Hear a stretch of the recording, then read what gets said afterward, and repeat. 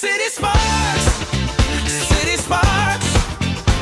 They fly so high, fake truths crumble, can't deny. Miami Heat, Paris dreams, fighting the lies that split the seams.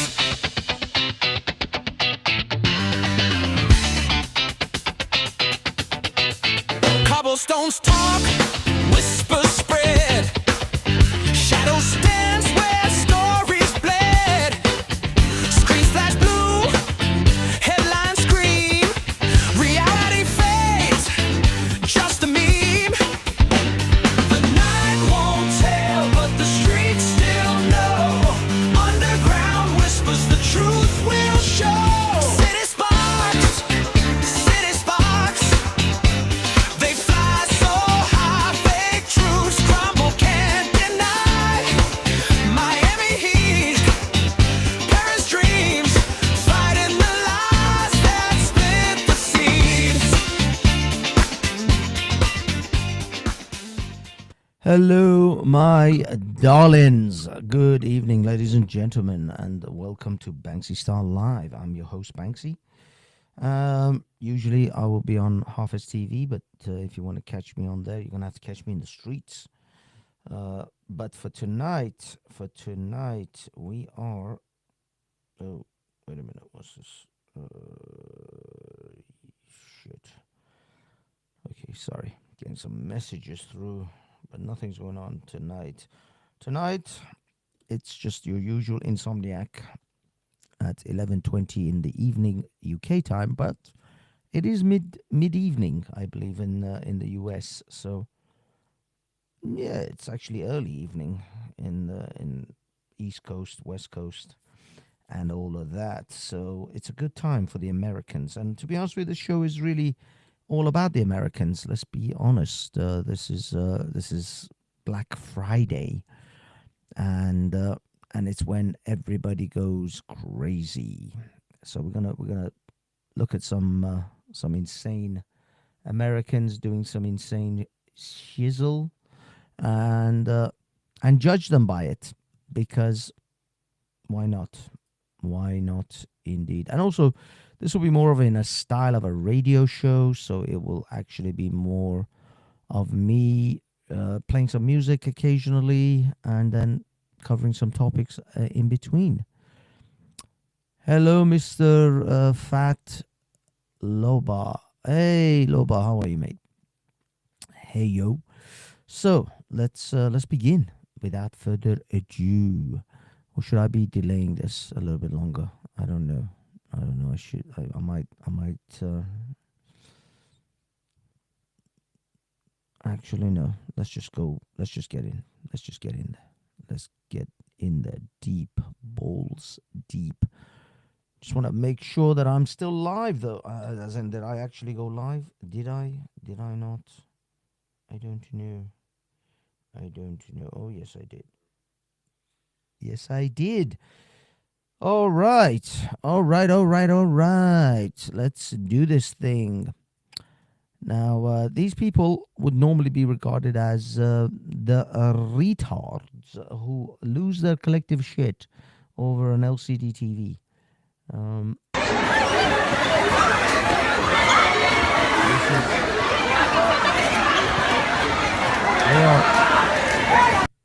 These are 55-inch TVs. At least these ones on this side are 55-inch.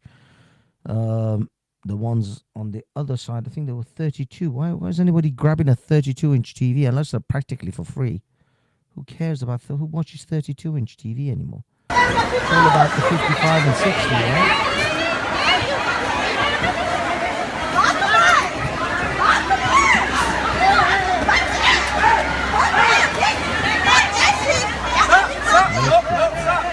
Look at these Neanderthal monsters. Hold on. They were beating each other up. I'm silencing it because I want to see what Loba's question is about. I got a question. Look at this. Look at these two women. And a guy just stole it off And she's hold on. I said those guys.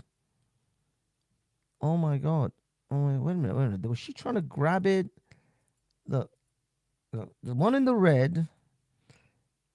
The guy's got it in his hand. He's taking it, and she literally tries to grab it off him.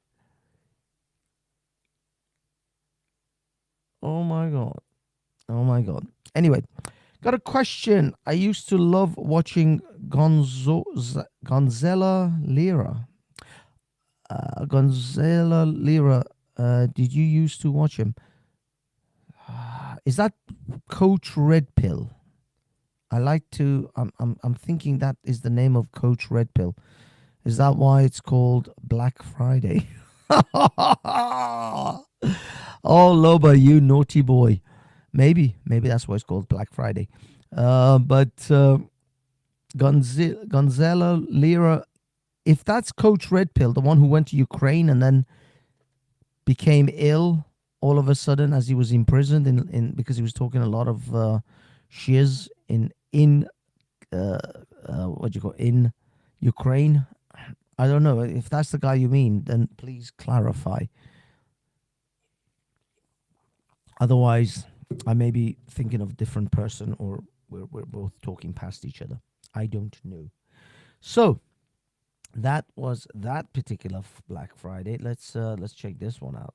Oh, this one's a gem. Yeah.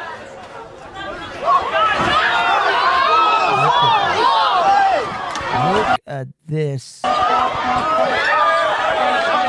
are trying to pull out of the way. They are literally stomping over each other. It's a literal stampede. It is a literal stampede. Oh my god. Oh my god. Neanderthals, man. Absolute animals. And now they're fighting. Of course they're fighting. Why wouldn't they be? They're throwing hands. Oh my god. This is what I mean, man. There's a reason why 13% is responsible for 50% of all crimes. There is a reason. Big up to yourselves. Gonzalo Rivera had a YouTube channel discussing mainly Ukraine. He lived there. Yes, it's Red Pill. It's Coach Red Pill. His other, AKA Coach Red Pill. Hello, Empress. Hello. Wassalamu alaikum. My brother Banksy. Wa alaikum assalam, my sister Sakina. Hey, Last Dance. Good to see you, sir. Big up to you. Happy Capitalism Day. Yes, happy Capitalism Day.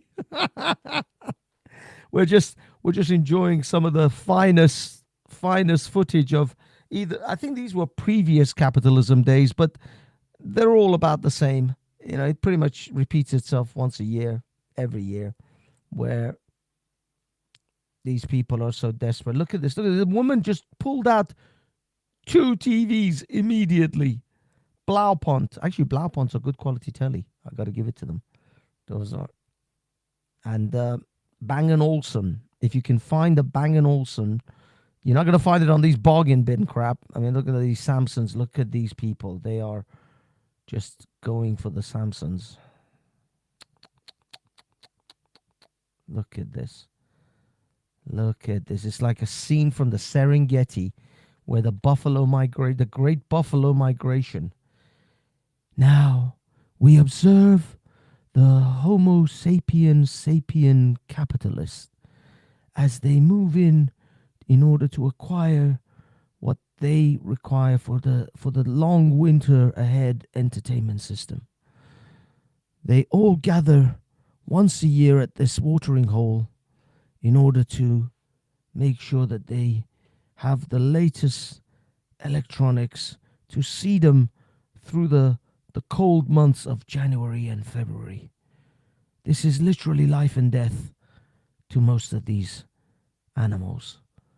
They need to make sure that they have the absolute bargain, because the long, cold, dark winter months of January and February require them to watch Netflix, Amazon Prime, and Disney Plus.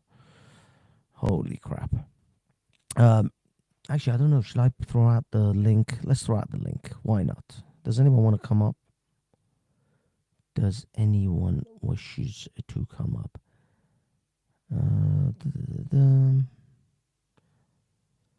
Okay, let's see if we can throw this sucker in here.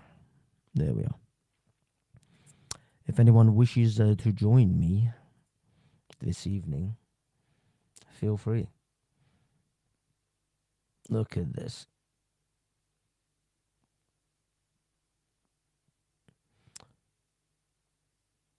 For the most Neanderthalic, for the most savage of the capitalists, the Samsung seems to be the favored choice of electronics.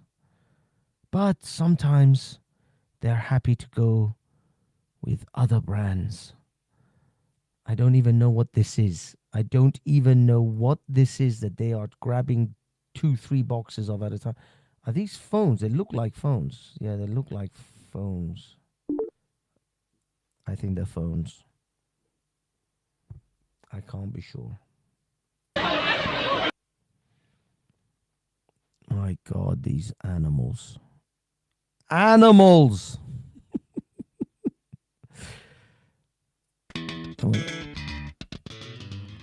I'll play a little bit of... Actually, let's play this version. Oh, no, that's one thing I played already.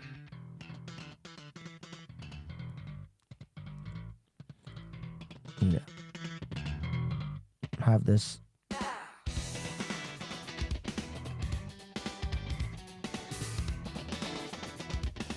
As we enjoy this savage array of people. Oh, we have a caller. Let's pause. Hello, caller. Hello, Banksy. You may not know me, but the full name is Muckers. Is it great generous things like this that makes you wish you were still in the great fucking Islamic Republic of Iran? This Western degeneracy. Why are you not fucking heralding and upholding these behaviours? Why are you critical of it, Banksy? I thought you were the great lefty turned. I don't know where you are, Banksy. Please, go on, learn. Thank you, Marcus. Thank you. The thing is, you see, as much as I adore the West, and and we will continue playing these clips whilst we talk. As much as I do adore Western civilization and capitalism, but you have to call out the ridiculous things when you see them. I mean, when Mr. Keir Starmer or when doctors come out and tell you they don't know what a woman is, you have to mock it for what it is. And sometimes you have to also call out the ridiculous savagery of the capitalist system, in which kind of indoctrinates people into behaving like this for like an iPhone. I mean, there are people here who are physically harming each other for a Samsung 55-inch TV. Pure gluttony, then, yeah? Sorry? Gluttony. Gluttony, I don't know if it's... Yeah, I guess it is a form of gluttony.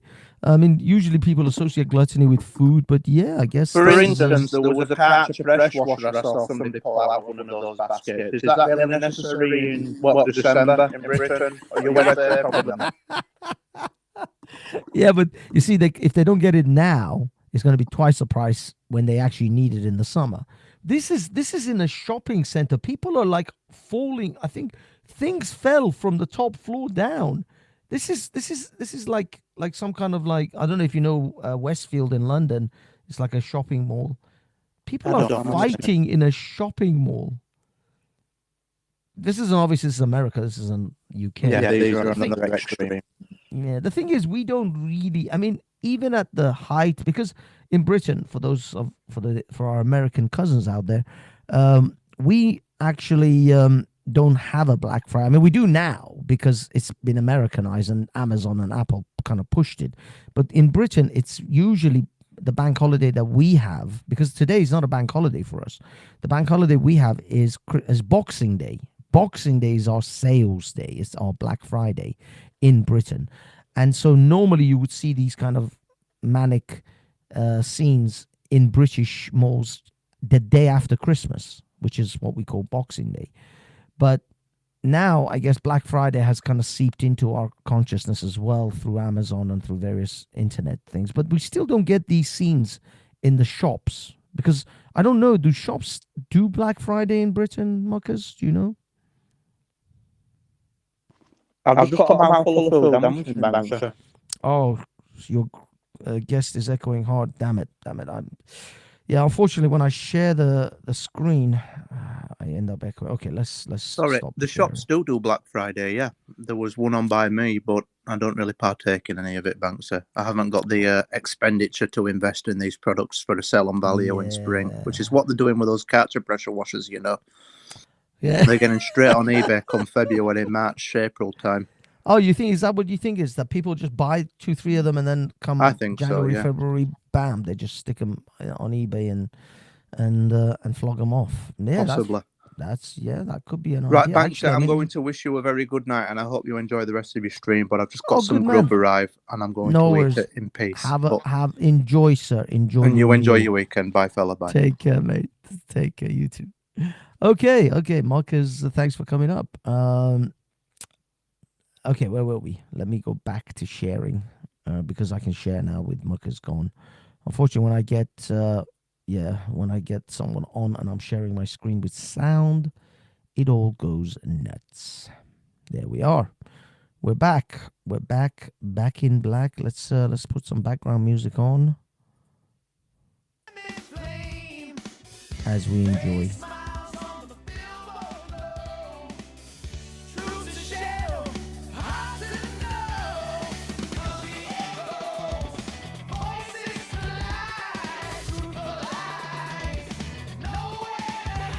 I feel that this should have much harsher music. This is much too mellow. Should be more.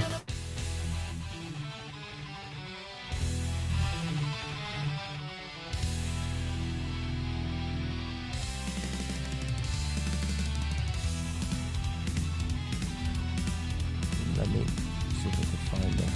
There you go. Let's ignore this.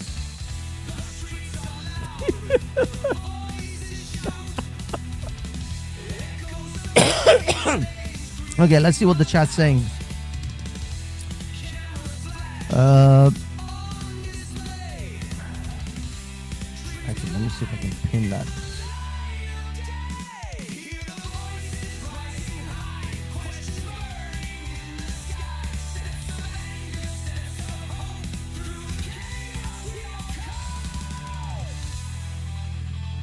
Yeah, this music I think fits this insane setup better.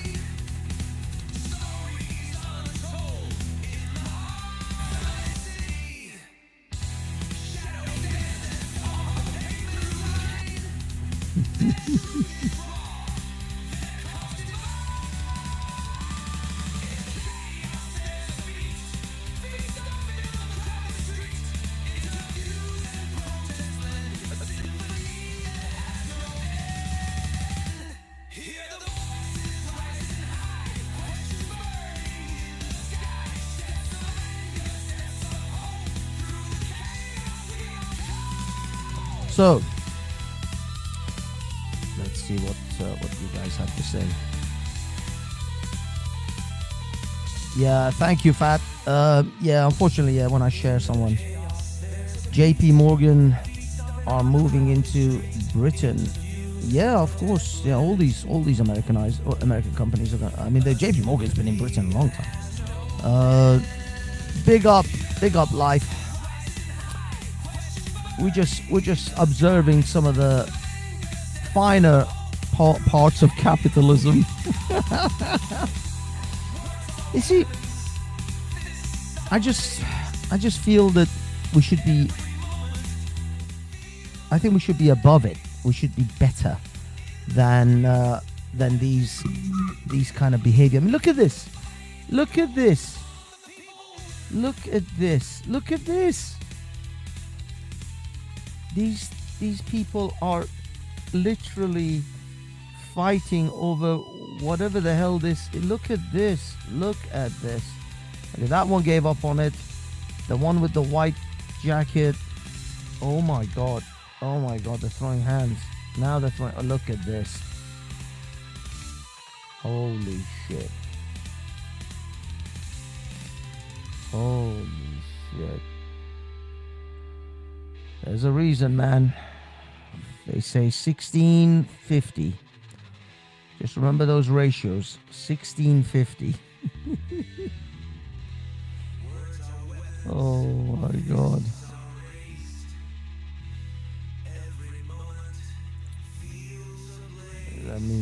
Let me see if there's more.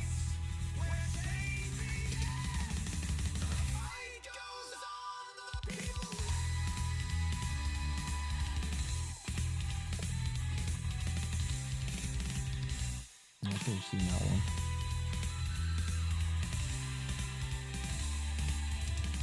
Black Friday incidents. This is 2020. This is 5 years ago. This was in the height of COVID. This was at the height of COVID. Height of freaking COVID. And they're doing this. This is the height of freaking COVID. Holy crap.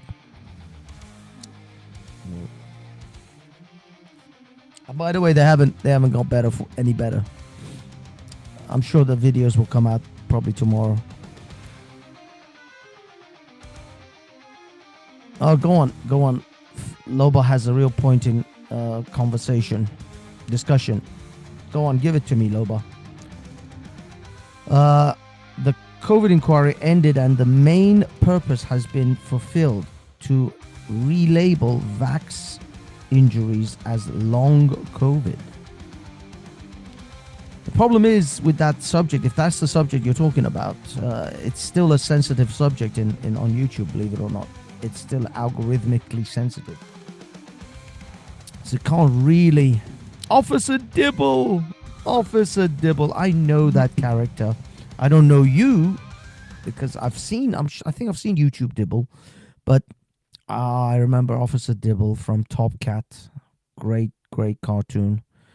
I think most of the people are too young to remember that these days. I remember doing this for Cabbage Patch in the 1980s. Well, if you remember Officer Dibble, then yes, you obviously remember the Cabbage Patch Kids and the Garbage Pail Kids. Damn, that's old. That is old. Even I was a child when I saw that. By the way, speaking of capitalism, you can also buy me a coffee at any moment you like. Just scan that, and you can go right ahead and just buy me a coffee right there.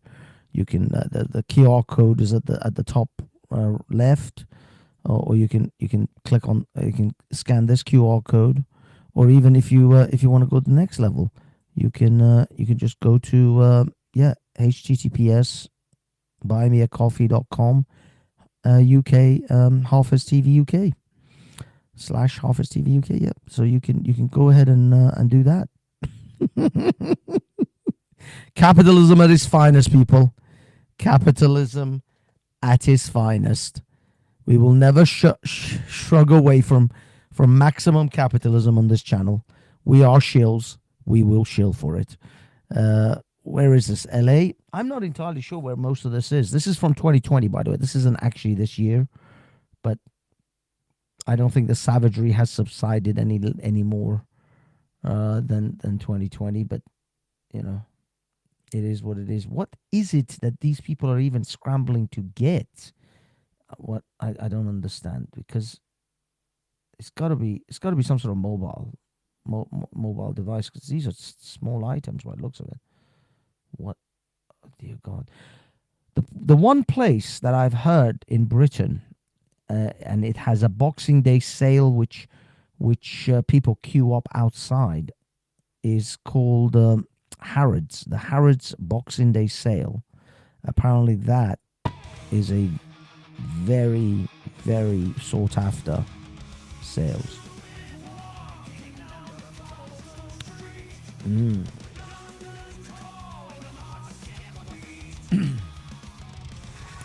I'm just. I'll be honest. I'm just literally just playing these crazy footage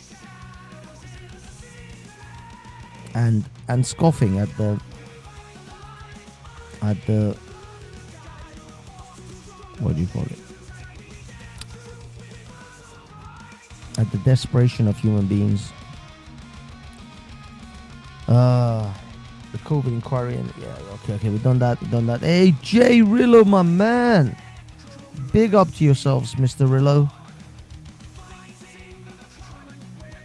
The link is out, and it's also pinned in the comment section for anyone who wants to jump on and have their say about the woes of capitalism. But this is a very good time, because I've been wanting to do this for a while, and I just didn't remember to do it. And now that I'm feeling a bit suffering from a bit of insomnia,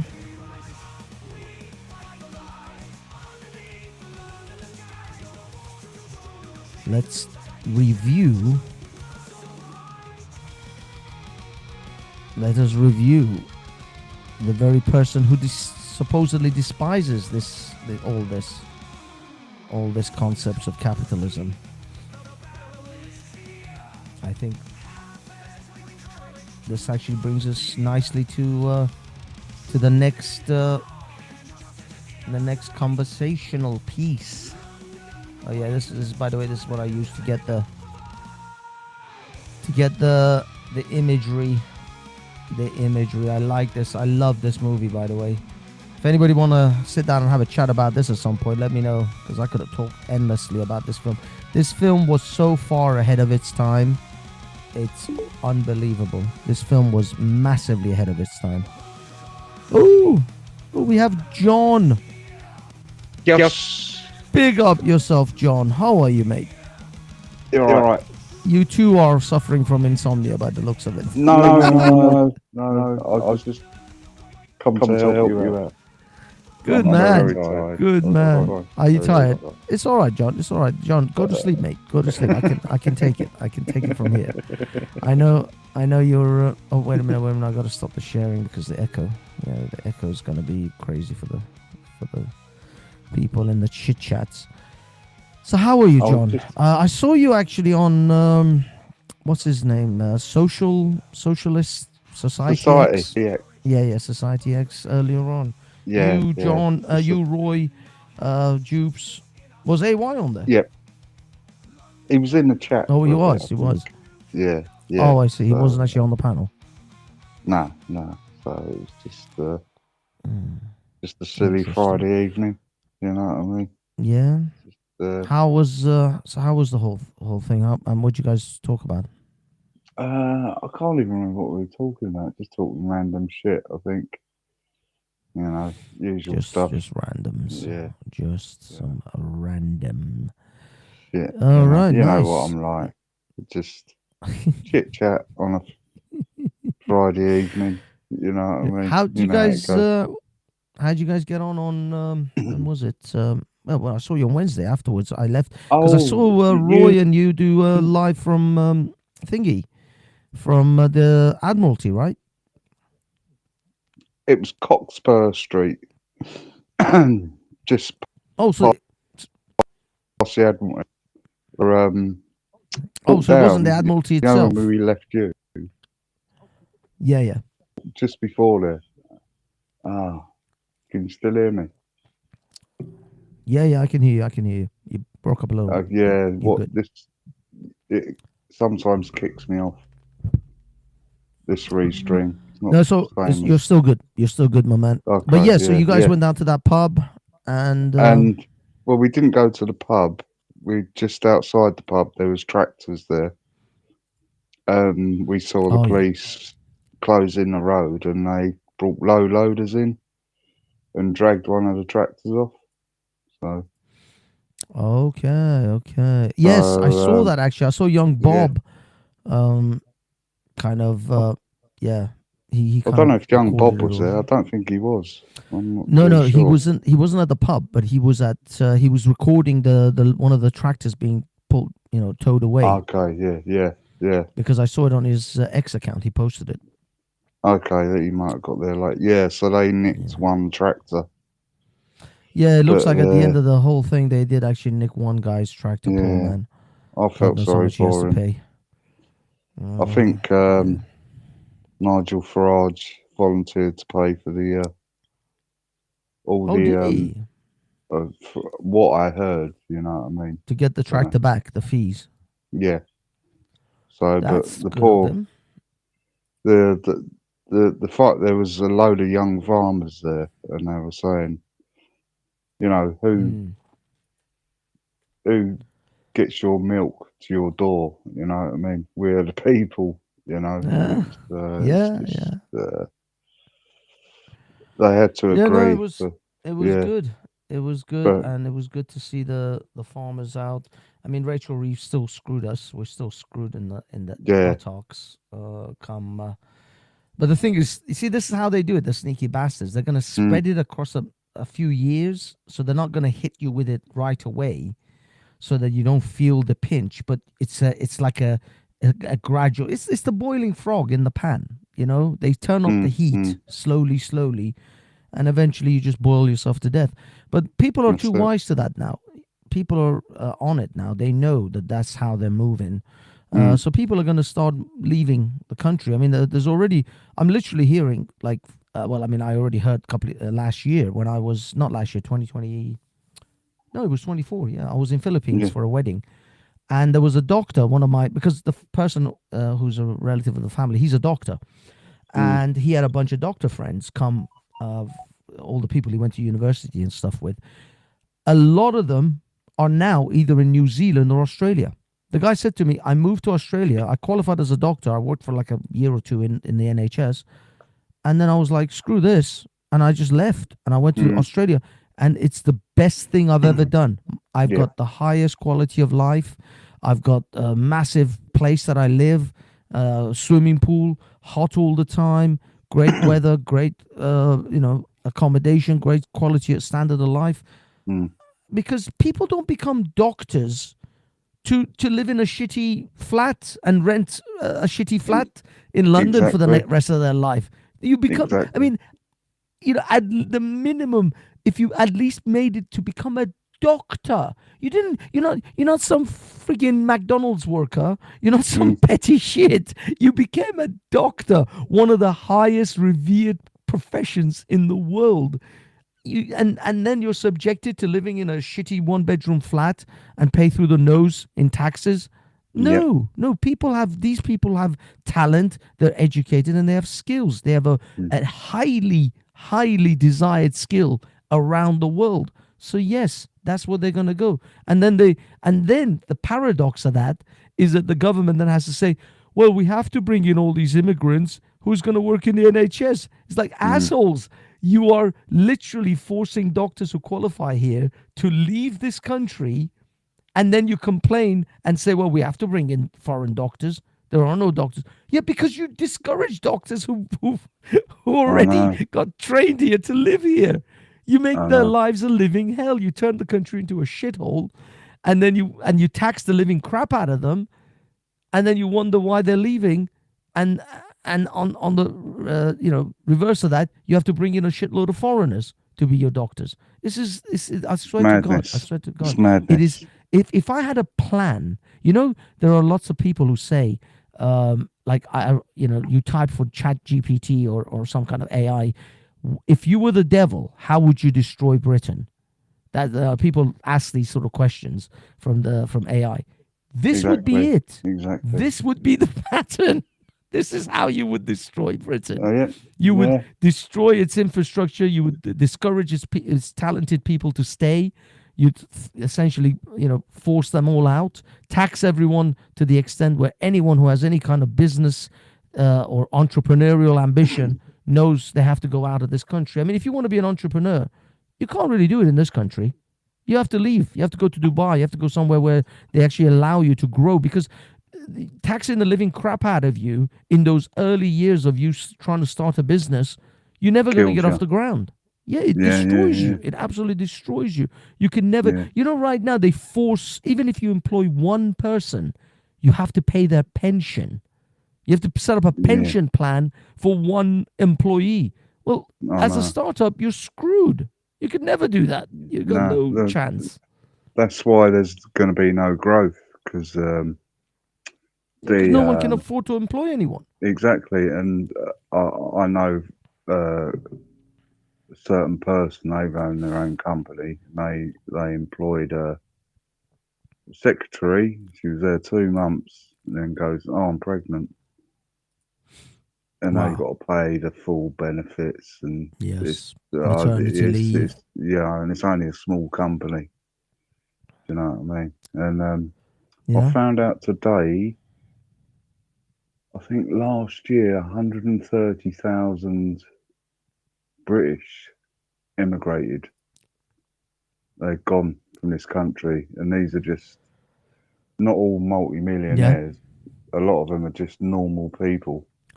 Well, that's how it's gonna. Yeah, that's how it's gonna start falling down. See, initially, it'll start with the multimillionaires and billionaires. They're gonna leave because they have all the money and all the resources to get out. So, and they're already leaving in their droves. But eventually, and eventually it'll drop down to a couple of hundred or £200,000-300,000 a year people, because they're also in the top tax bracket, and they can't even, some of them actually are like PAYE, because there are people who earn 200 grand a year from working a director's job in like a large firm. So they're going to leave because they don't want to pay like 50-60% tax. So they're going to start looking towards, again, Dubai and other places. And then because you see what happens is when the government loses those top tier people, they start literally going hell for leather to try to tax the lower tier people. So the 200,000-300,000 pound people, then they leave, then they drop down to the 100,000 pound people, then they drop down to the 60,000 pound people and the 40,000 pound people. And at that point, you can't even live. You can't even live. I mean, if you're earning less than 40 grand in London, you're going to struggle to live in London. You're going to struggle a lot to live in London. There's no way you could. And rent for the average shared room in a shitty apartment is £1,000 a month. It's £4,000 just to rent one room in a shitty flat or a house in London. So that's central London. Yeah, that's central London prices now. It's £1,000 a month.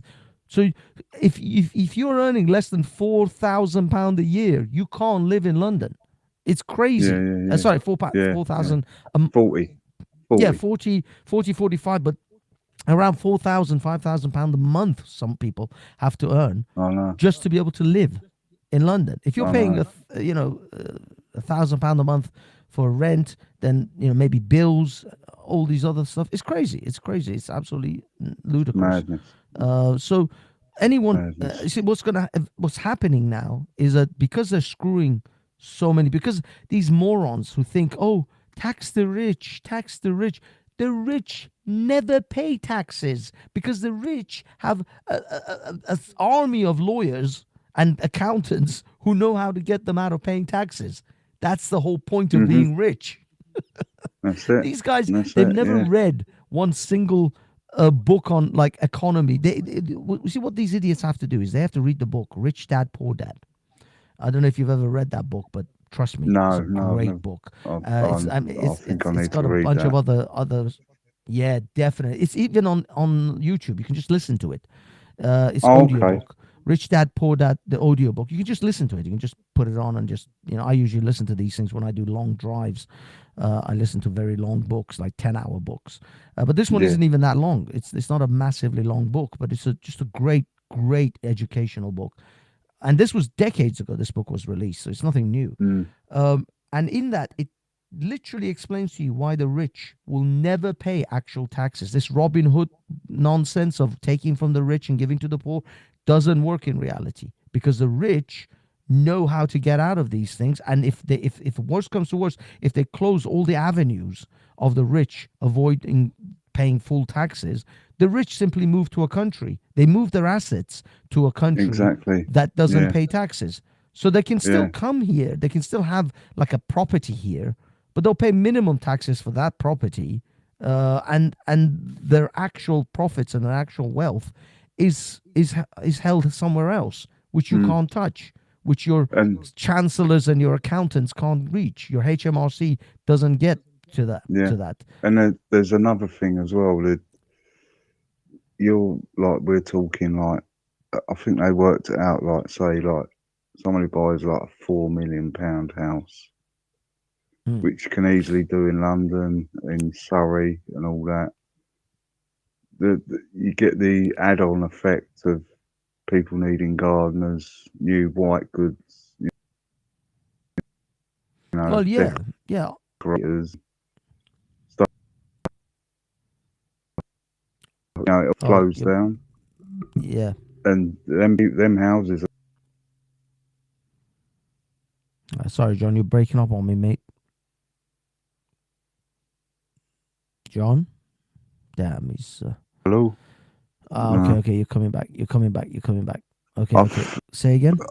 What it is, Restream. My phone don't like Restream, so Damn it. Sorry, I mate. think I'll I might. jump off, man.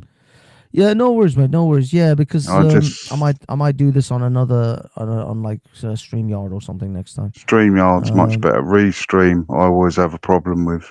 So it's Yeah.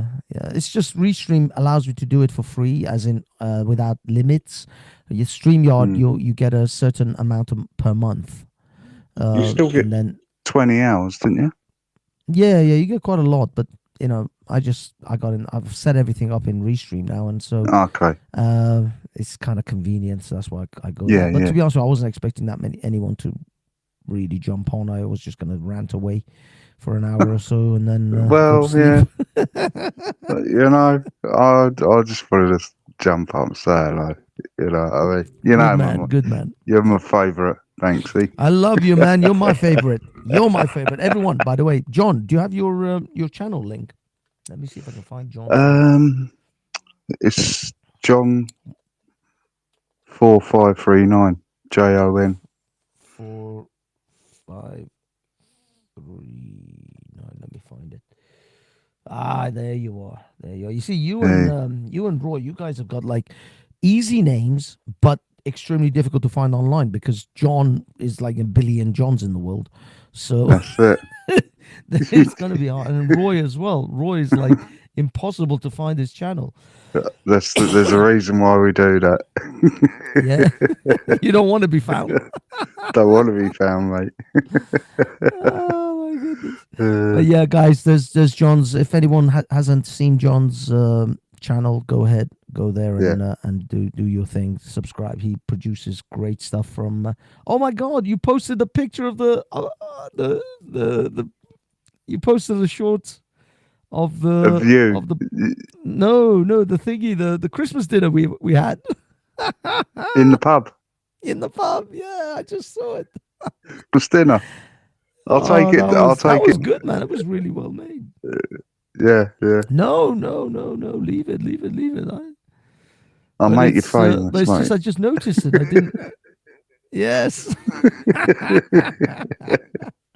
That was a nice pub. That But was. surprisingly, it was a great pub, and the food was actually genuinely nice. I mean, I'm talking like the chicken, the turkey was, nice and not dry, and it was juicy. The pig in a blanket, everything on it on the table. All the vegetables were not overcooked. It was genuinely nice because I'm not joking, John. When I was eating it, I was thinking ages ago. This is a long time, a couple of years ago. My mum decided to take us to one of these fancy restaurants in Chelsea. Chelsea or Fulham, because she watches these programs like Made in Chelsea, and they go to these particular restaurants around Chelsea and Fulham. Chelsea, Fulham, Chelsea, that area, Kensington. And she wants to try these restaurants out. So she keeps asking us, oh, let's go to this restaurant, let's go to that restaurant. So we went to one of these restaurants, and I swear to God, between the 3-4 of us, it cost us like 400, nearly 500 quid. Yeah. Serious, pretty expensive. This wasn't dinner, this was brunch, this was like lunch. And it was god awful, absolutely shit. The steak was terrible. It wasn't Joe Allen's, was it? Joe. No, that's in Covent Garden. That's in Covent Garden. But I don't know what it was called. It was something, but it was proper like fancy shit. You know, these Yeah. like D-lister celebrity kind of hangouts. They go there and all that. Yeah. But the food was terrible. I said to I am never coming here again. And it's not like it was cheap. It was a bloody expensive brunch, quote unquote, and yet it was horrible. It was the fries was dry and just awful, just awful. So yeah, sometimes you go to this pub was a reasonably cheap, dinner. It was like 23 quid with a pint of beer, and it was nice. It was genuinely nice. Everything about it was absolutely nice. And actually, in fact, John's gone now. Take care, John. I think his phone dropped off. But let me share this with you guys so you can see what I can see. Because this was genuinely nice and I liked it. I liked it a lot. Let me put it this way. Actually, let's put it this way. Yeah, this is the pub we went to on Wednesday and had Christmas dinner. And it was Christmas dinner for 17 quid. And a pint of beer, admittedly, is quite expensive because it all came to like 24 quid. 16.95. Look at that. Lovely. It's a bargain in, one of the most exclusive areas in London. This lovely pub as well. Severs. It's getting tucked in as well. There we go. We're off to enjoy our food. Christmas dinner. There you go. Big up, John. John knows the best places, man. I swear. He knows some of the nicest places in London. These little corner, like out-of-the-way pubs. It kicked me, bro. Sorry. It's okay, my man. It's okay. Have a good one. Take care. Have a good sleep, John. I'm just going to do a quick little, maybe half an hour more on this Hassan Piker thing because I think it's apt. Since we're talking about Capitalism Day and Black Friday and all that, let us have a little review of Mr. Hassan the Piker talking about the evils of capitalism. Nice to be here, guys. Why the big sigh? Hold on. Hassan Piker, welcome to Trigonometry. Nice to be here, guys. Why the big sigh? He's expecting to be grilled. By the way, Hassan Piker electrocutes his dog. This has been shown to be true. He allegedly electrocutes his dog because there's a lot of circumstantial evidence that he electrocutes his dog. So yeah, take care, John. Have a good night, mate. Give my best to Roy when you see him next. Hopefully, I'll catch you guys tomorrow out in the streets. But I've got a few things to do, so hopefully, I'll be able to catch you out there. Hello, Mr. Mossad. Big up to yourself. I hope, Mr. Mossad, you're doing well. They trolled him by not talking about Israel. Oh, really? Interesting. But yeah, Hassan Piker also has Houthi terror people, terraforming people from Yemen on his live stream. For those of you who are not introduced, aren't we on the Corey capitalism now? Crony capitalism. Yeah, well, actually, gematria is not English. Is that cuts? I think I might be cuts. I don't know. Gematria is not. Big up the lodger. Big up yourself. Free Kaya. Yes. Yes, okay. Let me give a quick introduction to those of the unfamiliar. If you're unfamiliar with this gentleman, Italy's Mussolini and Adolf Hitler's Nazi Germany were ruthless. Okay.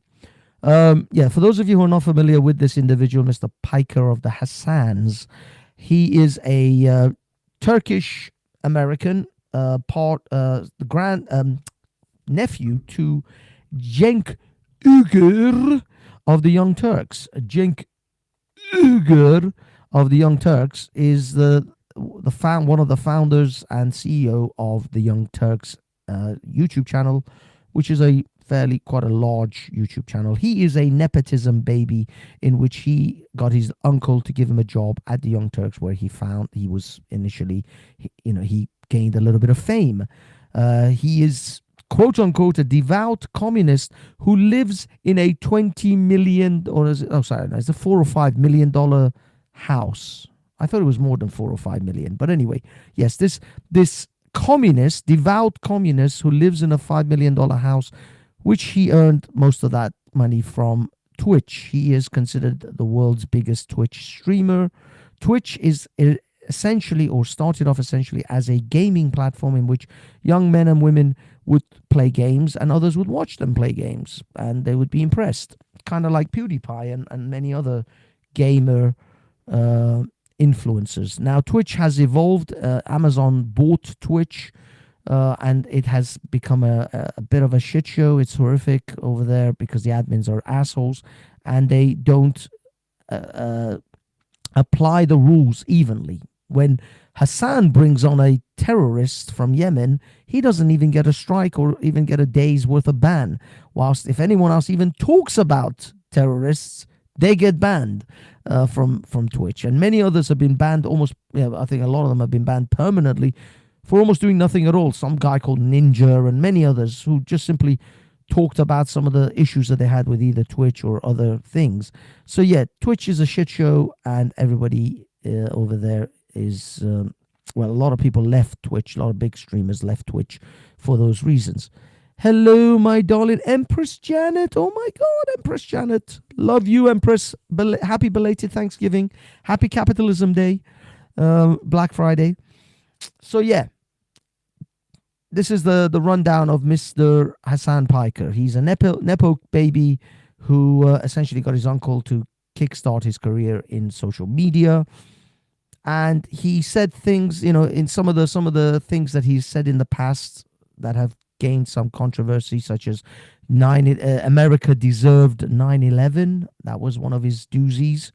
And one of these Congress people who has a patch on his eye because he's blind in one eye, who is kind of a rhino anyway, but nevertheless, he served his country in Iraq and he was injured. He said he totally deserved that, and he hoped that an Afghan soldier would, how would I put this, would have coitus with the eye socket of that man's eye. That's the most YouTube friendly way that I can possibly put that, I think. So he would skull F him is kind of the more cruder way he put it. Anyway, I still remember the day when Al Jazeera reported that Israel bombed Israel bombed a central center for the blind. There you go. Oh, I know who you mean, LOL.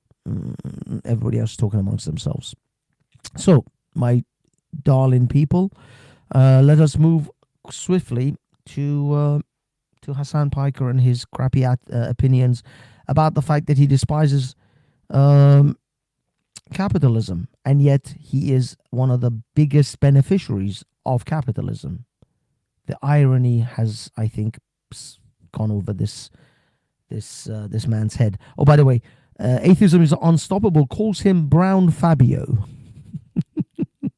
Fascist forms of governance. My fear is that is where capitalism inevitably leads. There's too much instability, there's too much chaos. We need to restore order. Is there a country that's done socialism the way that you like? I would say China is probably the closest, I would say, to an example that we should follow. Like communism in America? I think that...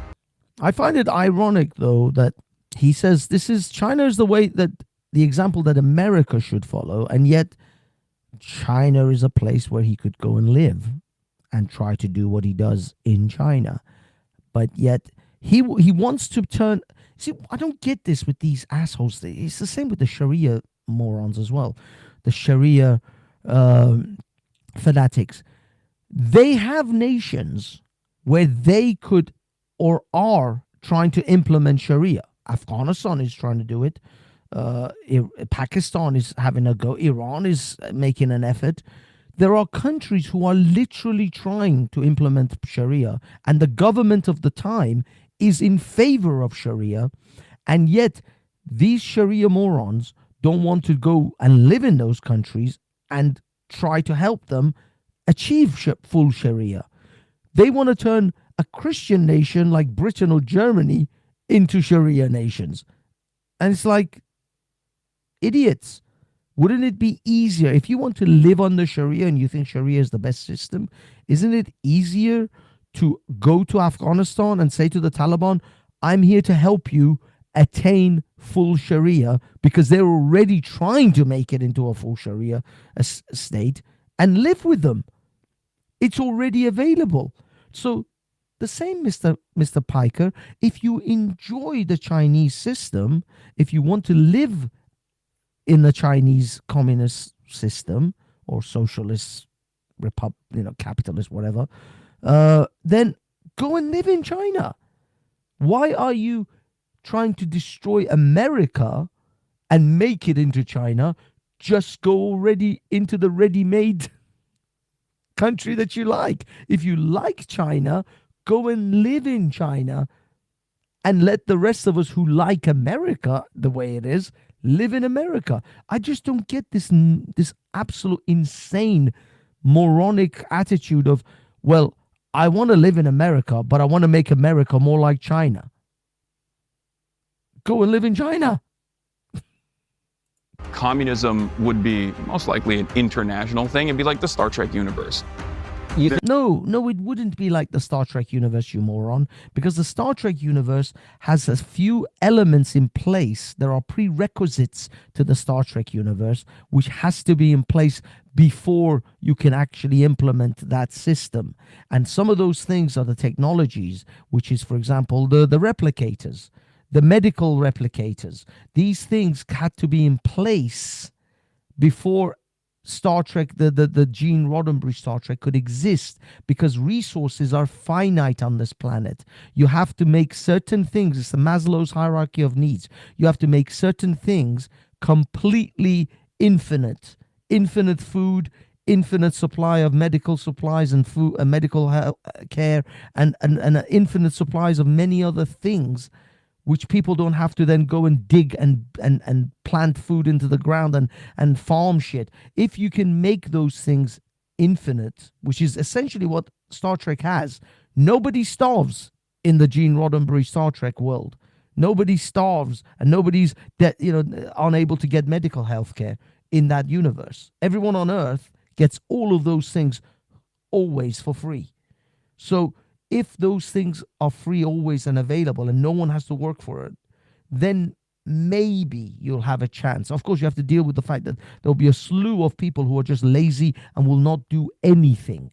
They just don't want to do anything. They don't want to do things. They don't want to make things. They don't want to achieve things. They just want to just literally live, exist, be born, breathe oxygen, eat crap, and sleep until they die. You have to recognize there are some people who just want to do that, and you have to deal with those. Now, Gene Roddenberry's utopian society doesn't tell you about those things. They don't even cross those boundaries, because it's too difficult to try to explain how does the Federation deal with lazy people. They don't even tell you those things. How does the Federation deal with people who wish to do nothing? They just want to eat, sleep, and shit, and play all day. How do they deal with that? They don't, because they're not about that. The show is a whole other thing. So they're not dealing with the nuances of human condition. But the fact is that in this world, with the finite resources that we have, and the fact that you have to work to grow food, to grow meat, or at least grow the animals to be used for meat farming, all of that shit, you can't have a Gene Roddenberry society, because somebody has to work for the lazy ones to eat. I think the Reform Party is fascist. Reform Party, as it stands currently, is a nascent fascist parliamentary group that hasn't reached its full potential yet. Relax, relax. This isn't an ad. Francis. If you're not a fan of ads but love trigonometry, join the and the ability code.uk. Welcome to Trigonometry. Nice to be here, guys. Why the big sigh? It's the size because he knows that Francis will definitely put his foot up his ass in a verbal way, but we'll see. The thing is, I'll be honest. I this is the problem I have with the trigonometry guys. They become, very, very passive towards high level or people who are a bit famous or people who they want them to kind of have them on the show again. So they take it real easy on those guys. But then someone like Pearl, they'll tear her a new asshole because she had Nick Fuentes on her show, which I think Pearl, her manager and the guys who book Fuentes, they were ahead of the curve. Look at Fuentes now. Everybody is getting Fuentes on their show because there were certain aspects of Nick Fuentes. As much as Nick Fuentes is the most annoying little shit that I can possibly think of, the fact is that he is newsworthy. He is click-worthy. And now, ironically, after they berated Pearl, and this is a little gripe I have with the trigonometry boys, after they berated Pearl for having Fuentes, they've invited Fuentes to come on their show. Now, whether Fuentes comes on their show or not, I don't know. But the fact is, they completely tore into Pearl for having Fuentes as I think what's his name? Constantine put it. Oh, a piece of shit. I would never have a piece of shit like that on my show. He is now looking to get Fuentes on his show. So you see these grifters who just look for whatever is clickbait worthy, and whoever is in the headlines right now, and Fuentes is, they'll get him on anyway. So they gave Pearl all that shit. Go and watch when they did the interview that they did with Pearl Davis, and now they're begging for Fuentes to come on their show. I hope Fuentes doesn't do it because I think Nick Fuentes should just snub them. But these guys are grifters, and that's the part that I don't particularly like about the trigonometry guys. We'll see. We'll see how this goes. Yeah. I'm getting cooked right now. Yeah. For those of you at home watching, and this has got to be extra weird for you guys because you're British, and this is what the sun looks like normally. Yeah. No, it's nice to know. We are enjoying it. I'm sorry about the sun. This is not deliberate. We're not trying to cook you literally. Yeah. But welcome to the show. Tell us a little bit about you. Like you obviously have got a massive Twitch channel. You're very successful streaming. Twitch is a gaming platform, but you talk on there, and that's what people follow you for. How did you get there? What's been your journey through life? I started my professional media career, I guess, as a nepotism recipient at my uncle's 26-person YouTube startup media network. I feel like calling it a media network is interesting because like at that time, at that point, it was smaller than like a mid-tier podcast, but I started there because I just wanted to not live in New Jersey. I wanted to live in LA. And that's where the Young Turks headquarters were. And I, much like virtually all of my peers, came out of college with a double major, great marks, and no job prospects whatsoever. So I was like, all right, I'll just start off my journey here, and it'll allow me to be in LA where I want to be, right? And slowly but surely, I worked my way through the ranks there, offering a lot of free work, just as a fill-in producer or fill-in guest host whenever someone didn't show up, they were sick or something. While I was actually doing the advertisement stuff on the back end, I was basically the singular advertisement operations person. Not only was I creating client lists, but doing cold calls, trying to get DR campaigns going for the Young Turks and like fill the inventory of the Young Turks with some brand names that I think everyone is now familiar with, like Squarespace and things of that nature. That was a big client of mine initially, but I hated it. And I thought, I think I could do better if I were on an on-camera position. And so, but the problem was I was horrible on camera. at first. And I just kept going through it. My girlfriend at the time was like a model trying to become an actress. She was like, one of us has to actually work. And she was like, you should keep doing the advertising stuff to make money so that I can be. Oh, funny that you have a girlfriend and she tells you you should be the donkey that makes the money so that I can achieve my dreams and my goals. Oh, what an altruistic, loving girlfriend that must have been. You know, a model, an actress, whatever. And I was like, okay. And even a bunch of my friends were like, maybe you should stop doing this on camera stuff. You're not very good at it. And I was like, no, I'm going to keep going. I'm going to keep doing it because eventually I'll get better at it. And I guess over the years, I did get somewhat better at it. But while I was at the Young Turks, I was doing all this stuff. I set up the show called The Breakdown. It was very successful because it aligned perfectly with the Facebook algorithm turning on the faucet for video content. Mm-hmm. This was when everyone was doing the pivot to video, BuzzFeed and all these other places. There's a company called Upworthy. I don't know if you guys recall. Way back in the day, they were getting like tens of millions of views a week, and my videos were getting like 30 million views a week. I was contesting Tommy Lauren's right-wing commentary at the time, and that was when I first made a name for myself, I guess, as a leftist political commentator. But I wanted something more. I wanted something that I could call my own. I wanted a sense of community for myself.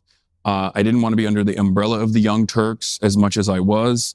So I thought to myself, I play video games already when I'm not working.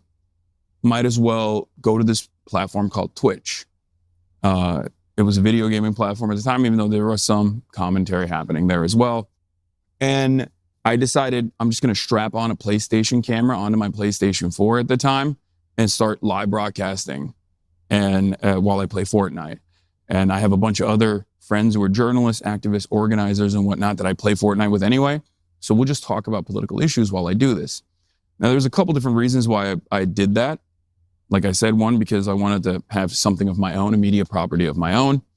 The other reason was because I recognized that the gaming side of things, like the gaming culture side of that space, was heavily dominated by right-wing commentary, whereas gamers were much more diverse in their opinion, myself included.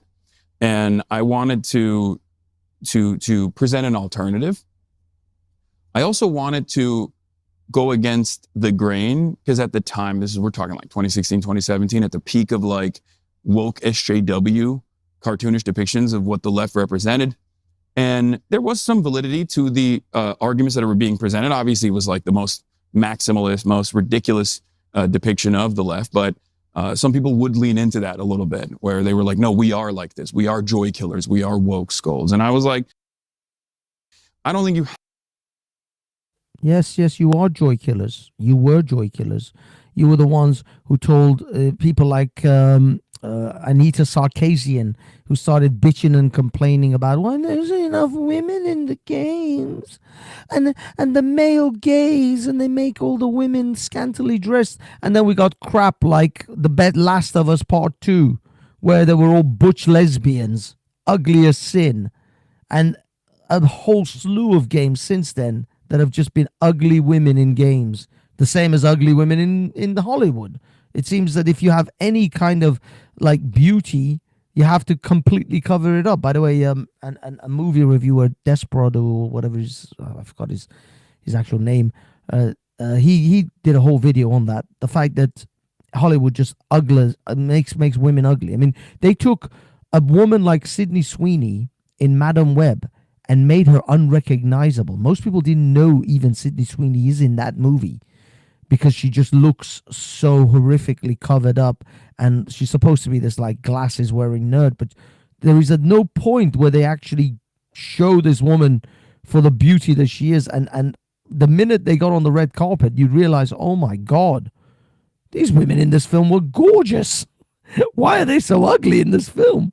But yes, the uglifying of women because they don't want to appeal to the male gaze. Well, your movies suck and no one goes to watch them, especially the males, because there is no male gaze for them. And the same with your games. Your games suck and they fail because you're not appealing to the largest demographic that uses your product. You're appealing to the tiniest demographic of your product, which is feminist, leftist women, pricks like Hassan. So yeah, good luck. Good luck. Continue failing with your future movies and games, as long as you decide to be a leftist cuckolds. Have to be that.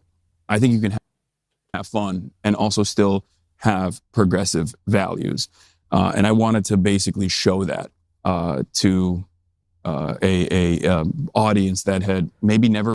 Who is having fun watching your crap, Hassan? I mean, I'm gonna confess, I have never watched Hassan Piker's Twitch.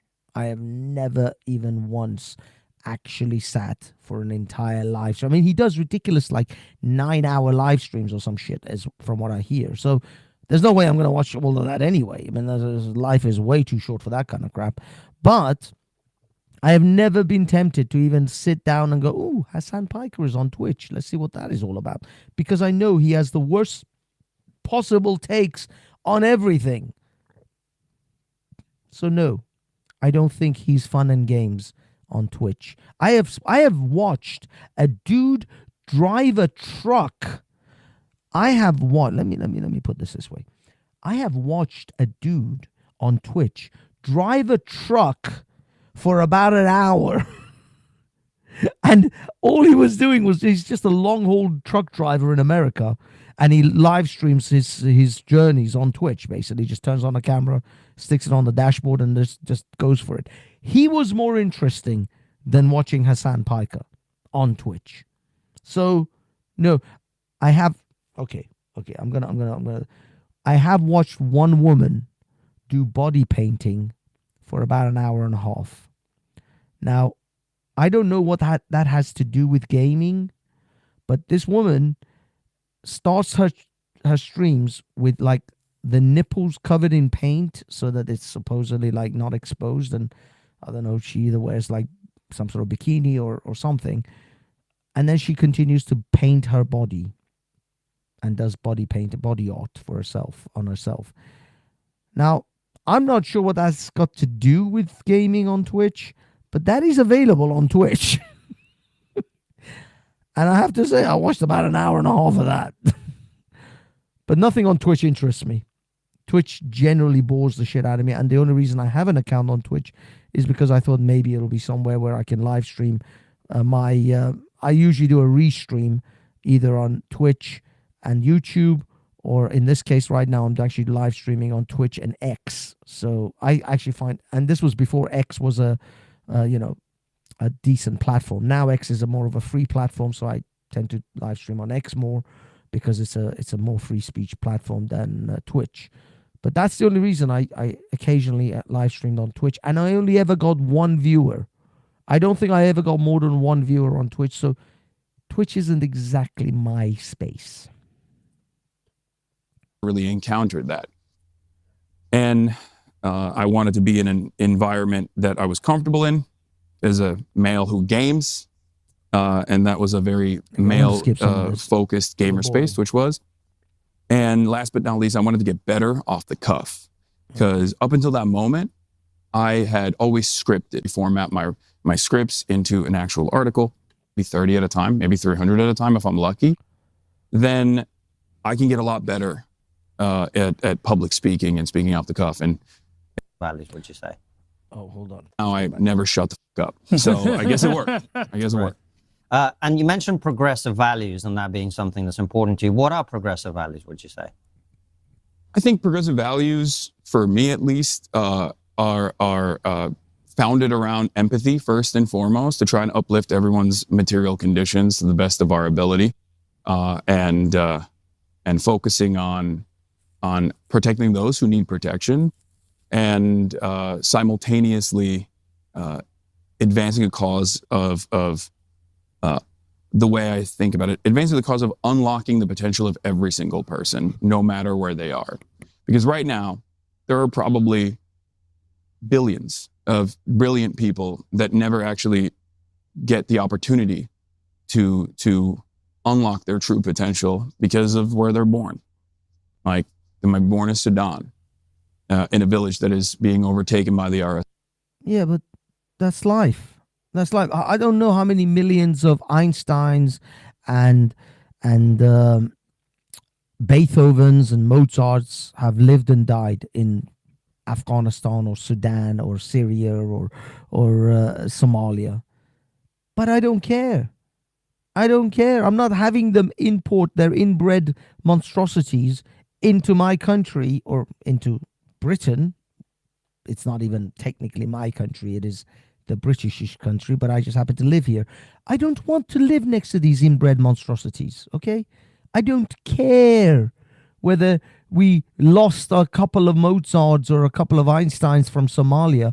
Most of them are low IQ animals, and I don't want them next to me. So I'm willing to take the hit that we lost a couple of Mozarts along the way, but I didn't have to worry about some Somali stabby my family out in the streets or try to steal their mobile phones or their chains. Yeah, I'm gonna take that hit. They might be born in India to an impoverished neighborhood and are not going to have the access to education and therefore be able to truly revolutionize whatever sector they might be interested in revolutionizing. And I think that's what I want to do. And what do you think is the way to, because I think that's probably something the left and right actually agree on in my experience, you know, the center left, the center right, the kind of moderate. But I suppose the disagreement probably is about what you think is the way by which that happens. So the right might say, well, the answer to that is capitalism, right? I imagine you don't agree. So how do you think how do you think those things get, those people who don't currently have opportunity both in this country, in other Western countries, but around the world, what's the mechanism by which they get those opportunities? I think creating a robust base of support, like a minimum social safety net for all, is the way to do it. And there are many different ways of achieving that result. I don't think capitalism has been able to do that. What I mean by that is capitalism still revolves around the inherent contradiction of at its most reductive way to put it, someone's got to clean the toilet. And in an effort to make sure that there is always going to be people that are wage laborers, there is this dynamic where we can't advance humanity too much. You see, this is unfortunately where someone like Hassan gets it wrong about capitalism. I think, this is my take. He thinks that in order to make sure someone has to clean the toilet, that we have to keep certain people at a certain level always in order to make sure that there's always a toilet cleaner. But what he doesn't realize is that humanity is on a constant cycle of birth and death. And what happens is that even the richer or the middle class people, because not everybody becomes millionaires, it's just too difficult to get there.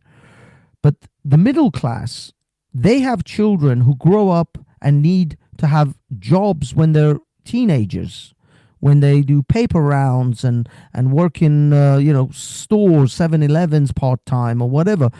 Well, that young generation that's coming up, in order to gain discipline, work ethics, etc., they become your temporary McDonald's workers and toilet cleaners. I know it sucks, but everybody knows that when you're 19, 20, the jobs you get are gonna suck and they pay shit. They use and abuse you because you're a young person who has no discipline, who has not achieved anything. And so, yes, when you're 16, 17, 18, I worked shitty jobs when I was that age for very shitty pay. Literally, I worked for £2 an hour. £2 an hour. And no one gives you they're not going to hire you as a CEO and a director at 16, 17. You're not going to get that. I worked McDonald's, I've worked Burger King, I've had my own takeaway. I've worked in my uncle's takeaways, friends' takeaways. That's the kind of thing I did. And yes, I cleaned toilets and I made pizzas and burgers and cleaned, mopped floors and swept and mopped and cleaned, all sorts of, fast food machinery, all those grills and all of that shit. So yes, I did all the shit jobs. I did all the shit jobs in my younger years because that's what it is. And even in a capitalist system where everybody's living a reasonably decent high level life, where parents have a house and a couple of cars, they take a few vacations a year. Even at that level, your children will do the toilet cleaning jobs as their starter jobs. And that cycle is an ever turning wheel. So you don't have to keep a particular group of people at a low level to always do the toilet cleaning jobs, because there'll always be young people who will be coming up, who will go through that gauntlet, run the toilet cleaning gauntlet as they move up in their lives and careers. So this concept of capitalism has to keep a certain serfdom level is nonsense, because actually the system that kept the serfdom level were kings, were kingdoms that had serfs, had peasants and lords and tiered societies, which Britain, by the way, still has, because we still have the House of Lords, we still have lords and ladies, we still have knights of the realm, sirs and king. So believe it or not, Britain is actually that tiered system still to this day. We still have a class system. But that class system actually was destroyed and broken up in a country like America. America revised that system and introduced that anyone can come from a toilet cleaner and become a millionaire. Literally, there have been people who were toilet cleaners who became... one of the CEOs of McDonald's started off as a burger flipper and toilet cleaner. That he was just a regular Joe who then worked his way through the ranks and became the CEO of McDonald's at one point. So that's the beauty of capitalism and America. The problem is, I think, again, this is where he's going to end up in. He's going to end up misconstruing crony capitalism for capitalism, which is what we have right now. And yes, that crony capitalism is reinstituting those class levels that were in kingdoms of the past and are in certain countries like Britain, still exist in those class levels and class systems. Now, those things are being reintroduced, but that wasn't how America was. America was the great shining city on the hill, and it was what everybody dreamed of going and being there, because they would allow you. Look at Britain and how they destroy, how they are systematically stifling and choking the life air out of entrepreneurs. Anyone who wants to do a startup in this country is literally killed at the first hurdle, because this country will tax the living shit out of you unless you're part of the upper class. And that is exactly what China is. You think China, a farmer, can suddenly become build a corporation and become a CEO?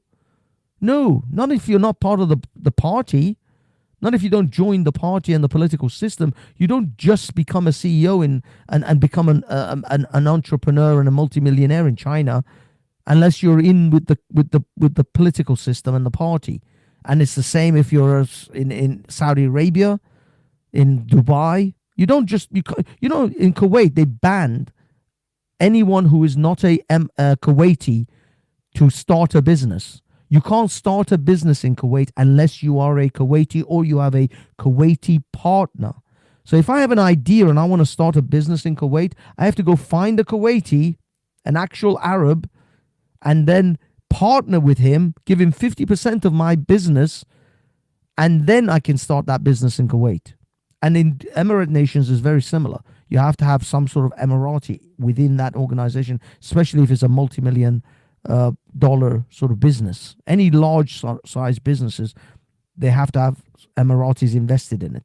Otherwise, you can't run your business there. Now, they are trying to ease up on a lot of these things and let like influencers go to Dubai and work out of Dubai. But again, that's just because they want to encourage the tourism and other avenues because their oil is running out.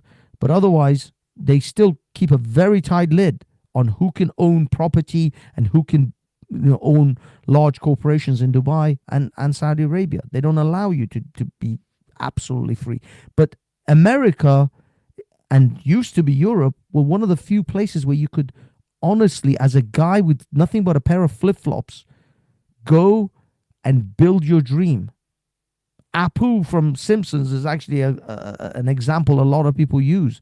A guy who came from India, had nothing, and then he got his 7-Eleven, and he's an entrepreneur, and he's an aspiring, a person who wants to aspire to the American dream.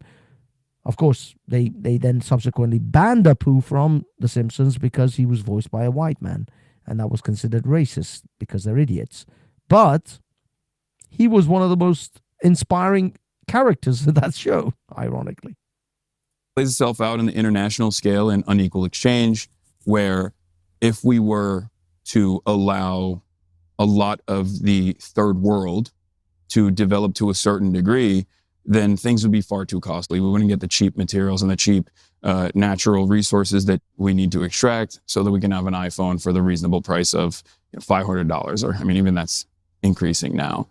I personally think that if we were to do that, by stopping our endless and needless and cruel militarism in the global South, and allow these places to develop, extend an open hand to them, that we would allow society to flourish in ways that we previously have not foreseen. I guess your point about cleaning toilets is interesting, because something we've addressed a lot on this trip with guests right, left, center, etc., is the incredible wealth inequality and the speed at which the gap is, that's growing. There's a big problem. People on the right don't want to admit it, and it's true. But on the other hand, someone is always going to have to clean the toilets, right? Like, we have a pretty big safety net in the UK. And what that's mainly done is trapped a lot of people in a place where they don't have to work, and they therefore don't. And also, you talk about, importing people from other countries to work for less. Kind of the consequence of that is it suppresses wages for the people in the country as well. So who would clean the toilets if we... So, great question. Let me address the wage depression aspect of this, because this is the one area where sometimes I hear Tucker Carlson talk about it, and there's like some nuggets of truth in there. Because yes,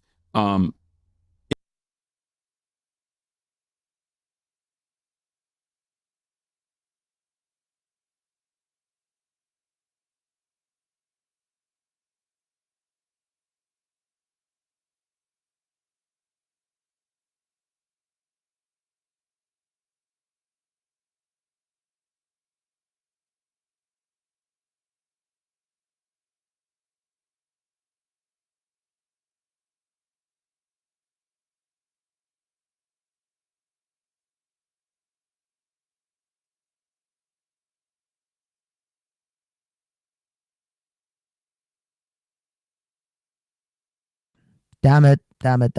Sorry. Okay, I don't think he actually addresses the toilet cleaner thing, because he doesn't know. He doesn't think about the fact that the cycle of young people growing up, coming up in the world, there will always be some people who may not have any aspiration beyond just being a custodial person in a school or in an office somewhere. But there are people who actually literally create businesses out of toilet cleaning. They start to develop a business in which they actually hire people who then they send out to offices. But again, he doesn't address any of that. He just thinks that toilet cleaners are only toilet cleaners because they've been oppressed to be toilet cleaners. That no other person can be a toilet cleaner without oppression. They would all be CEOs if they weren't oppressed and they weren't held back. This is nonsense. This is not actually how it works. But I don't think I think he diverts. He answers another question and never really goes back to the toilet cleaner. But let's see, because I can't remember. Importing labor into the country. Sometimes I hear Tucker Carlson talk about it, and there's like some nuggets of truth in there. Because yes, importing labor into the country will always depress wages in the absence of good regulation. And good regulation in that format would be demanding wage parity, and also not creating any other external factors that actually cause you to have a more servile labor force. What I mean by this is I want to use the example of H-1B visas. The reason why H-1B visa system exists on paper is because there are certain highly skilled positions that, as it stands, our American companies are unable to fulfill. They're not able to fill those roles with the domestic labor force, right? That's the on paper. In practice, of course, it creates a more pliable labor force that you're bringing in, oftentimes from highly skilled countries that are still desperate, even if there is higher wages on average on the H-1B visa program, because if you lose your job, you get deported. Nobody wants to get deported, so they will do everything in their power to stay and work as hard as they physically possibly can. So this creates an environment where I think our bosses, our capital owners in America are like, why would I get an American worker who is in comparison to an Indian worker that's coming into the country that is desperate to keep this job? Why would I hire the American worker? I can pay the same fee to the Indian worker, or even a higher fee, as a matter of fact, to the Indian worker, because I know that he is going to work harder than the American labor force. So there is this competition. The way to solve that competition is through regulation. If the workers that were coming in from poorer countries were coming in with the knowledge that they are not going to be immediately deported, for example, and they have wage parity with the domestic labor force, this would actually make American companies think twice before hiring someone just as a replacement for the American worker, because they wouldn't get any additional benefits as a boss. They wouldn't get the additional benefit of like, I'm going to work you to the bone, right? Because I know if I fire you, you're gone. You're gone out of the country and you want to be here. So that is a regulatory mechanism that we never implement in this country, because our capital owners actually enjoy the two-tiered labor structure that we have here. And come back to the who cleans the toilets, even when there's a social welfare system. I think that ultimately there's going to be people that fulfill these roles no matter what. And increasingly with automation and with AI, we're getting to a point where the route tasks are already being delegated to robots to begin with. So the way I see it is there's always going to be someone that is tasked with either overseeing it. You see what I mean? He just went to robots.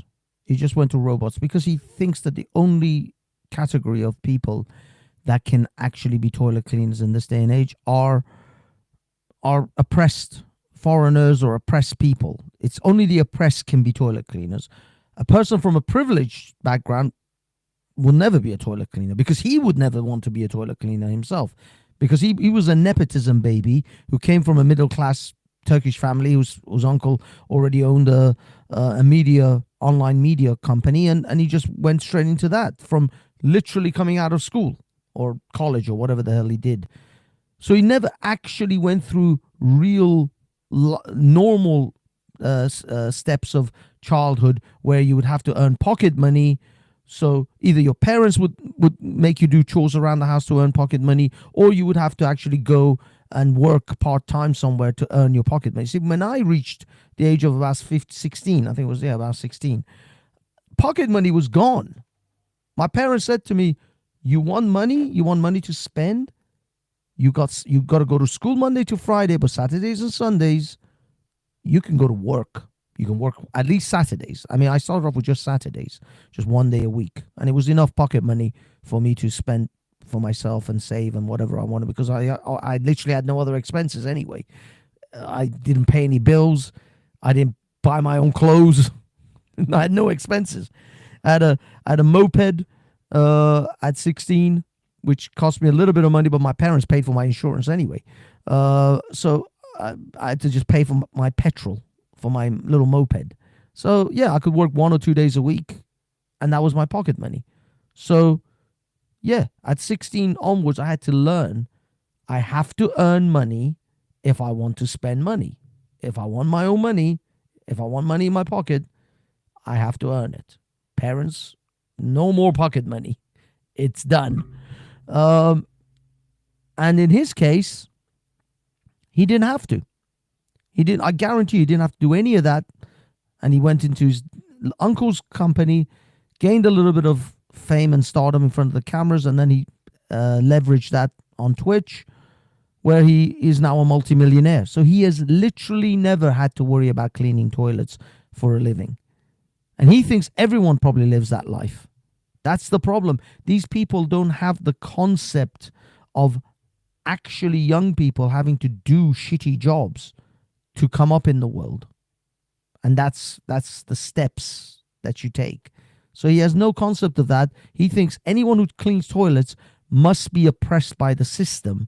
The system has kept them down so that they can be the toilet cleaners for the rich. Also, the fact that he doesn't realize that, yes, if new people come in the country and they don't know how to speak English, they don't have any skills, then cleaning toilets and cleaning people's houses is pretty much the first few things most people learn how to do. Some people become Uber drivers or delivery people. Others become your cleaners because they don't know anything more. I'm sorry. I can't have you become my video editor for my social media channel if you can't speak English and you don't know how to turn a computer on. You have to have skills. It's a robot doing it or directly doing it. But since it's an important factor in the commodity production, because someone has to engage in sanitation, I think it's much more valuable to ensure that they have a sense of autonomy and that those positions are hired and have enough. They have enough replacement labor force so that they do less hours in general and still get a decent amount of pay, and so that they can still feel human and have some sense of autonomy in the labor force, where they can do that job and still make an honest living and be able to feed their family and also have some free time on the side to pursue whatever hobbies they want to pursue. So the way to achieve that would be like what, a really high minimum wage, or like what's the way to get there? Like, because I agree with the idea that people who are working every kind of job should have free time and make a good living. The question is, how do you do that? Because in a market economy, what you are paid is a function of what you produce, right? Yeah. Well, I think in a market economy, what you are paid should be what you produce. I don't think that that's how it works in the market economy. I think in the market economy, your replaceability is what determines your wages, especially if you are replaceable by a non-domestic labor force, for example. That depresses your wages even further on the domestic front for the citizen labor force. So I think you're right, though. In the market economy, your output should be the determining factor. That's actually a socialist position, ironically enough. Not all socialists are against the market. And I would say that the output is the most consequential factor in that regard. I agree. What that means, however, is that if the company is actually, for example, increasing its output and therefore generating more revenue overall, then everyone down to the most replaceable aspect of labor, which would be sanitation in this regard, should still get paid a just wage, like fair compensation. Minimum wages is one way of doing it, as a Band-Aid solution. I mean, but there are Nordic countries, for example, where there is no minimum wage, because the minimum wage would ironically be a depressing factor on the overall average wages that people get. How have they achieved this, though? They've achieved this through sectoral bargaining. They've achieved this through robust unions and labor participation in these wage negotiations. And that is the reason why they don't need to have a minimum wage. The minimum wage in and of itself is a big point of contention in the United States of America and a lot of other Western countries, only because our labor union participation in the United States is at less than 10% right now, which is unimaginably low. It's lower than countries that we have dominated, like Chile. Okay, one thing about this labor thing, and he thinks that labor unions should be, increased. Christ, I am slowly just slipping into the floor here. The problem is, although I agree that people should have some degree of unifying sort of collective bargaining if they can in an organization, but also I've also seen that what happens when that collective bargaining system becomes excessive and essentially becomes a system in which they hold the company hostage. I'll give you an example of the UK's Transport for London. UK's Transport for London is essentially they have a union for train drivers, tube drivers, I think even bus drivers are part of it. And the tube drivers, Transport for London, literally hold London and the London council, mayoral and council, to hostage almost every year, if not just before New Year's Eve. By the way, they always do it as well. They have a strike almost every year just before New Year's Eve in order to make sure that they get extra pay, extra whatever. And London tube drivers are some of the highest paid workers and low level workers, because believe me, driving a tube in London is not a taxing job. It doesn't require high IQ whatsoever, but yet they get paid upwards of £70,000 because they hold the London Assembly to hostage every year, because as you say, we just before New Year's Eve we're going to go on strike. If without tubes on New Year's Eve in London, it'll be madness. It'll be absolute chaos. It'll be a nightmare. Thousands, if not hundreds of thousands of people descend upon London on New Year's Eve. And if you don't have tube drivers to actually take people home, there's no way you can do it with taxis and buses. It's just not, it'll be impossible. So if tube drivers go on strike, they do go on strike quite frequently in order to get what they want, because they essentially have the system they hold the system as hostage. And that's the problem of collective, union system, where they can do that. They can hold you hostage all the time, hold your business hostage all the time. And there's almost nothing you can do about it. I agree that, yes, collective bargaining, or at least there should be some negotiation between the lower level, all the workers and the management in a company. And when the companies break up unions and they don't have unions in their organizations, or they don't allow unions, they tend to be very shitty companies. And they have a revolving door of people who work for them. I can mention a few companies, believe me. But the fact is that it's a balancing act, and usually they end up going the wrong way, and they end up like TfL in London, where they just essentially, the union just takes the government hostage anytime they want, because they run essential services which everybody needs, and if they strike, they're screwed. This is like why police officers are not allowed to strike. I think hospital workers are, but I'm not sure how they negotiated to make sure that essential services and emergencies are still dealt with. But either way, yeah, it's not great when unions essentially. I mean, in Britain in the 1980s and 70s, I think this was pre-Margaret Thatcher. Essentially, Margaret Thatcher was the one that destroyed a lot of unions. But pre-Margaret Thatcher, the labor unions used to hold this country hostage all the time, especially in the civil service, which to some extent they still do.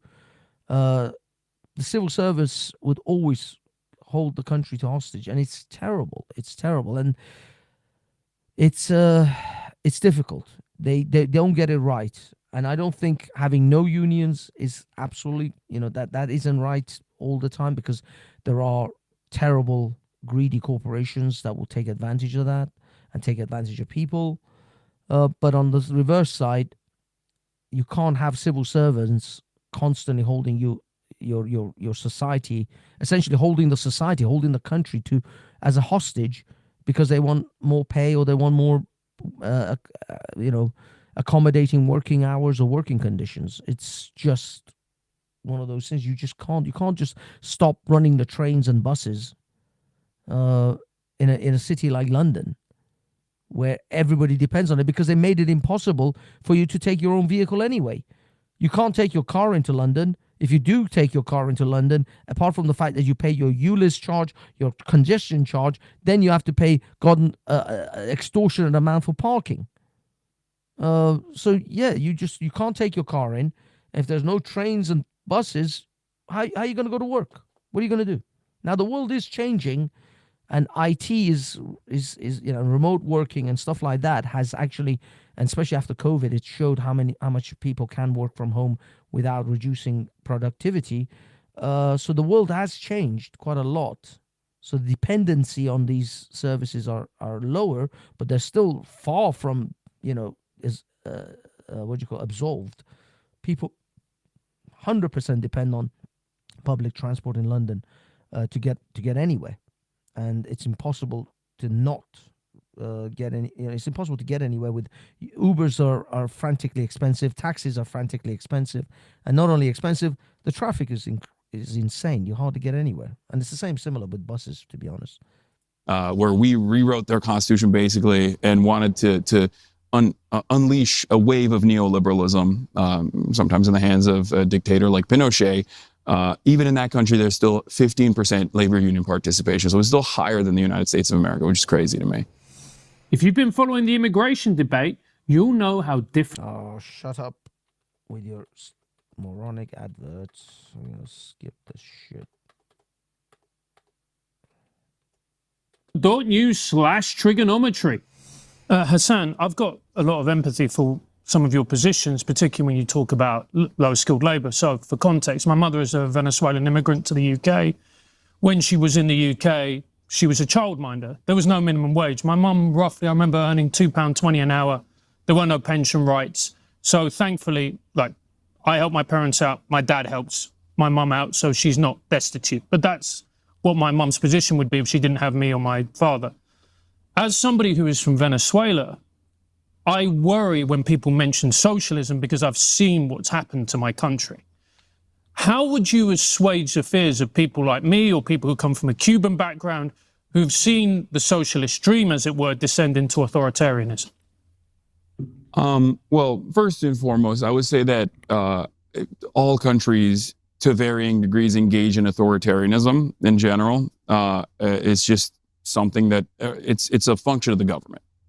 It obviously has the capacity to get out of hand due to external factors in many instances, like combating much more powerful forces that want to cause instability in your country. It's not a justification for it, but it is analysis in terms of why these guys engage in the actions that they do, in terms of suppression of all dissent, or even censorship, and sometimes even jail time. And the example I always use is the United States of America, not only in the Cold War, but even preceding the Cold War, during World War I and World War II, actually had a practice of jailing all conscientious objectors, for example, who said, I don't want to fight in this war. They were like, all right, well, this is a world war, sucks to suck, you're going to jail. One of the famous examples is Eugene Debs, a socialist who actually ran from prison, and I think achieved 1.3 million votes at the time, which was probably the most electoral success socialists had ever achieved.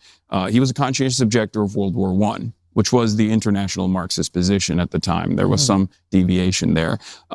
So I see it in a similar vein when these countries also engage in authoritarian actions, suppressing dissent, censorship, or trying to manage this dynamic of trying to continue doing governance while at the same time they have to make sure that they're avoiding American intervention or Western intervention in general. As far as the fears that people have, assuaging the fears that people have in terms of what they've seen in their countries, whether it be Venezuela or Cuba, I think each country is different. Each successful and unsuccessful revolution is different. And I think it's important to understand the lessons and the Just want to point out, I don't know where these guys are, but look at that freaking view. Holy shit. I don't know where they've hired them. This hotel or suite or penthouse, wherever the hell it is, these trigonometry boys, because I know these trigonometry boys make a few quid now. They're not exactly struggling for a few pennies. So they must have hired some awesome place, because that view is unbelievably beautiful. Yeah. I wonder if they have an infinity pool. I bet you they have an infinity pool. Looks like one of those kind of penthouses that has an infinity pool. God damn. Gorgeous. Revolution is different. And I think it's important to understand the lessons and the failures, as well as some of the areas of success that these countries have been able to implement. Avoid the failures and try to focus on the successes, and hopefully you'll be able to have a long-standing and relatively happy form of governance. I mean, I take your point as to the conscientious objector, but you look at Venezuela, for example, and then the reason I'm using it is because that's the example I know best. Yeah. You know, you've got rigged elections. You've got politicians who go up against Maduro. They're either thrown in jail, as in the case of Leopoldo Lopez, solitary confinement for 2 years, or you have, I think it's Corina Machado, who got nominated for a Nobel Peace Prize, but she is currently in hiding in her own country because she knows the moment that her whereabouts are known, she's going to get thrown into jail, may not be seen again. Yeah. I'm not going to defend Maduro, but I would say that the logical through line, and it's important to understand the opposition's logical through line in this instance, is that these are forces that are very directly working with the United States of America, that have tried to facilitate coups, even had an unsuccessful one all the way back in 2002 with Chavez, and in numerous other instances, openly talked about implementing coups under the first Trump administration, and is openly now waging war, or at least threatening to wage war with Venezuela right now, encircling the entire coastline of Venezuela with some of the most sophisticated weaponry known to man. In that regard, I think they see it as treason. I would go so far as say, in a similar scenario in the United States of America, I think, and this is not even a one-to-one dynamic because America is the most powerful nation on the planet, but China is getting up there, right? Let's see if China had, if in a hypothetical, if China had encircled the United States of America, and let's say in this hypothetical, I'm like very clearly someone who is going to China and talking to the CPC and saying like, we want Chinese intervention in this country because I hate Donald Trump, please. I think in that regard, America would probably treat me in the exact same way, if not in a worse way, ironically.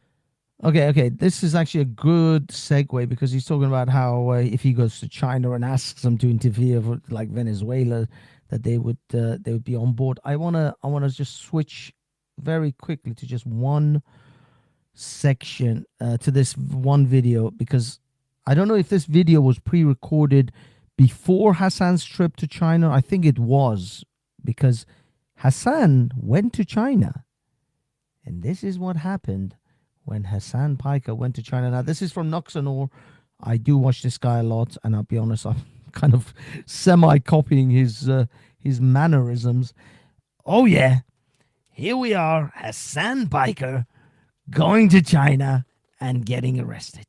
Justice finally served. Hassan Piker was arrested. This is a fact, all right? It actually happened. Roger, you seen this? Hassan Piker actually arrested, ladies and gentlemen, and we are going to talk about exactly how this all went down, because truly it is a diabolical time. First and foremost, Destiny, another retard, truly retard on retard violence over here, decided to tweet out, if Hassan is going to reach this hard to say that I kickstarted Nick Fuentes' career, then I am responsible for his career 10 times over. Also, Hassan fucked a 15-year-old while he was visiting that brothel in Berlin. That's why he doesn't like...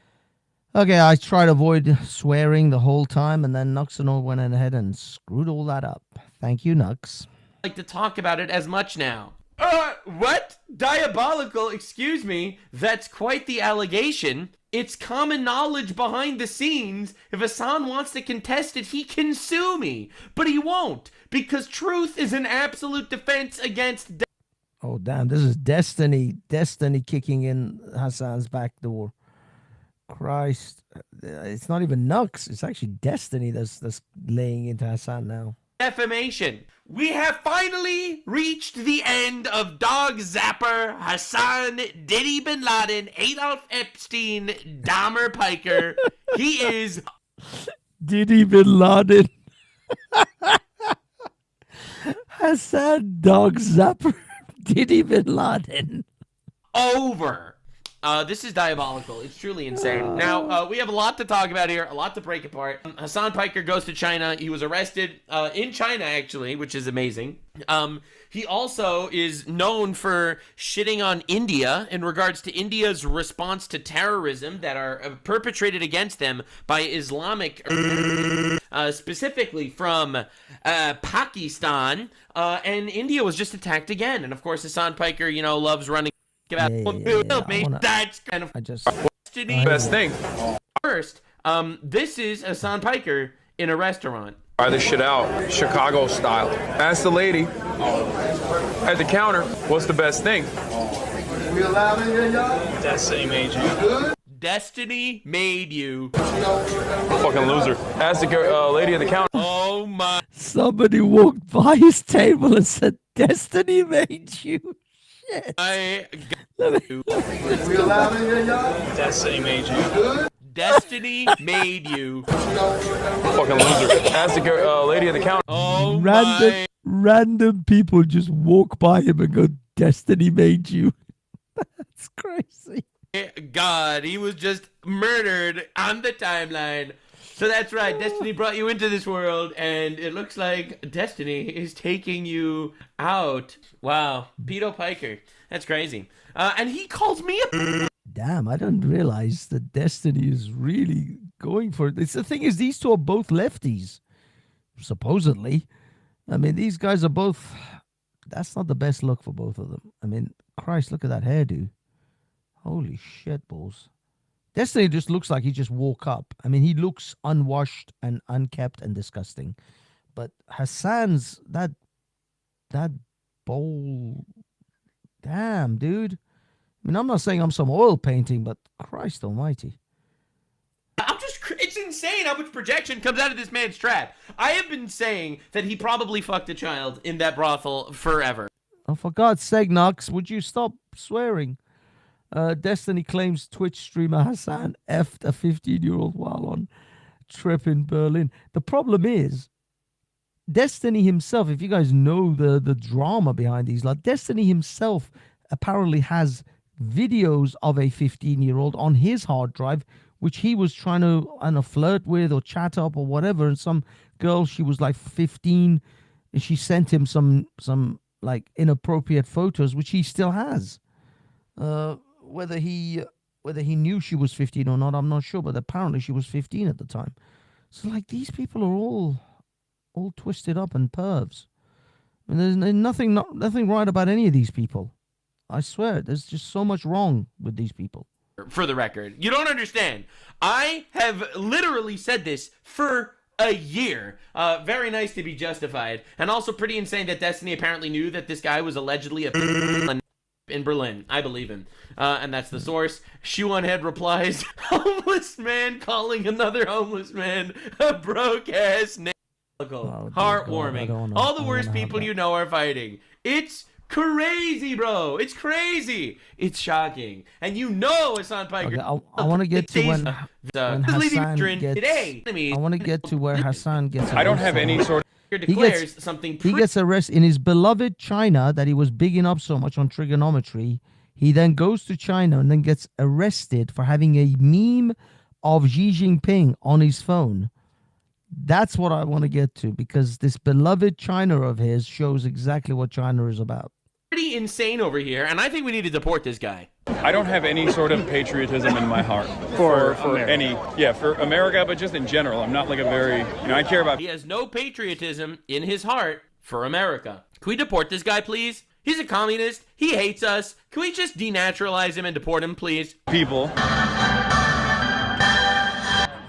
What makes it... Oh, this dude literally is in China, in Tiananmen Square, waving Chinese communist dictatorship flags, talking about how he has no patriotism for America. I mean, what makes it interesting for me, at least, is like seeing so many people from all around the country literally travel here just to see. That part is insane. Look how many. Like, I just don't, like, I'm not, I don't have any sort of patriotism in my heart for any, for America, but just in general. I'm not like a very, you know, I care about people. Yeah. So for me, it's like, it's hard to comprehend. By the way, this kind of goes to the root of all of these international communist types. They are the very definition of the globalists. This is the globalists that we're talking about. These people have no ties or patriotism to the land in which they live in. They see themselves as, I can go anywhere in the world and just live the way I want to live at any point in any location, because I'm just a global citizen. I'm not a citizen of this nation or that nation. I don't have any loyalty. So if this nation goes to crap, if it circles the drain, I'll just simply get up and move to somewhere else, because I'm just a global citizen anyway. But what they don't realize is that that's why that's why they don't object to migration. I mean, I hear these people all the time: no nations, no borders. So no borders, no nations, some crap. They've got this chant about not having any nations or borders because they don't want countries. They just want to be a globalist, homogenous blob of human beings just moving around the planet like bacteria. And so that's why they don't care. If a million Somalis come to Britain and destroy Britain, destroy its heritage and culture and everything, they don't care. It's no skin off their nose, because they don't care about British society. They don't care about British history and architecture and culture and heritage. They'll just go to another country because they're just a human blob with no attachment to anything. At least that's how they think. But what they don't realize is that if Hassan, and he's going to get a taste of that reality now, goes to another nation and starts taking a dump on their heritage, those very Somalis who would destroy British society and not give a crap will not allow him to destroy Somali society and not give a crap. They will string him up and skin him alive. That's the difference. The very people that he thinks is fine to invite over to your nation in order to take a dump on the nation you live in because you're not patriotic, they are patriotic, they are tribalists, and they will move along tribal lines and patriotic lines, and they will protect their own whilst destroying yours, and they won't return the favor when you go to their country. They'll skin you alive if you try to destroy and shit on their culture and society. You say one wrong thing to a Somali in Somalia, he will literally grot you. He will gut you. He will open you up from your head to your sternum. That's how they operate. But you morons think that if you're a global citizen and you can just go and live anywhere, then it's everybody else does the same, and you invite the savages into your country, watch them destroy your country, and then when it's destroyed, they'll simply move on to somewhere else because they're parasites, whilst you're the one that's left having to clean up the mess that they leave. Yeah. But I do understand it in some ways, and I kind of wanted to talk to some of the people here because, like, all the people that you see around, right? You have to remember, every single person that you see around us, that's like, especially... Gematria, my man. Gematria is not English. Give me a link, or just put in the name of your channel, and we'll follow you. J Rillo, big up, my good sir. What is J Rillo? I didn't peg you for a VTuber fan here, Hood. Fan there, Hood. I don't know. Their fan. I mean, I'm not a VTuber as such, but I mean, I'm watching. I just want to see this bit where Hassan Parker gets arrested in China. if they've been around, especially if they've been alive since like the 70s or the 60s, they have seen a radical transformation in their lifetimes, unlike any other country, right? So for them, This dude goes to China, all right, with actual child slavery. All right, he goes to China to just prostrate himself and glaze the Chinese overlords. Well, this obviously goes very well. Now, this is him getting arrested. I just had to, I had to include the previous video. Can we talk about the dog shit fit? Every single one of his fits are dog shit. So I had to show the previous video of him being like, China's actually awesome. I actually hate America. I have no patriotism for America. Fuck America. I hate America. China's amazing. Then he gets arrested. That's right. Diabolical. Roger, you seen this? Oh, yeah. That's right. Shit on America. Get arrested for making fun of a guy. Police show up, baby. He is detained by the cops. That's the film. Okay. The police cover the camera. Oh, the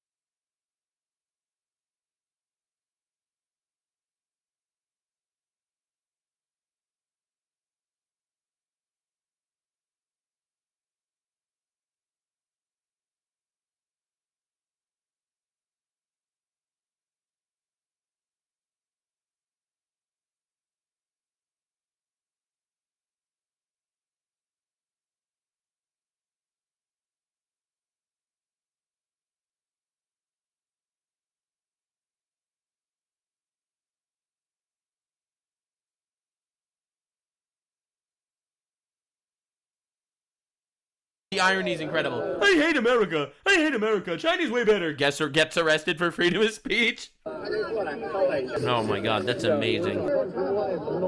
Bro, they're out there. They cover the camera. Bro's getting manhandled. Probably getting a process. Oh no. Did I not have sound that whole time? Are you bullshitting me? Okay. Let me repeat.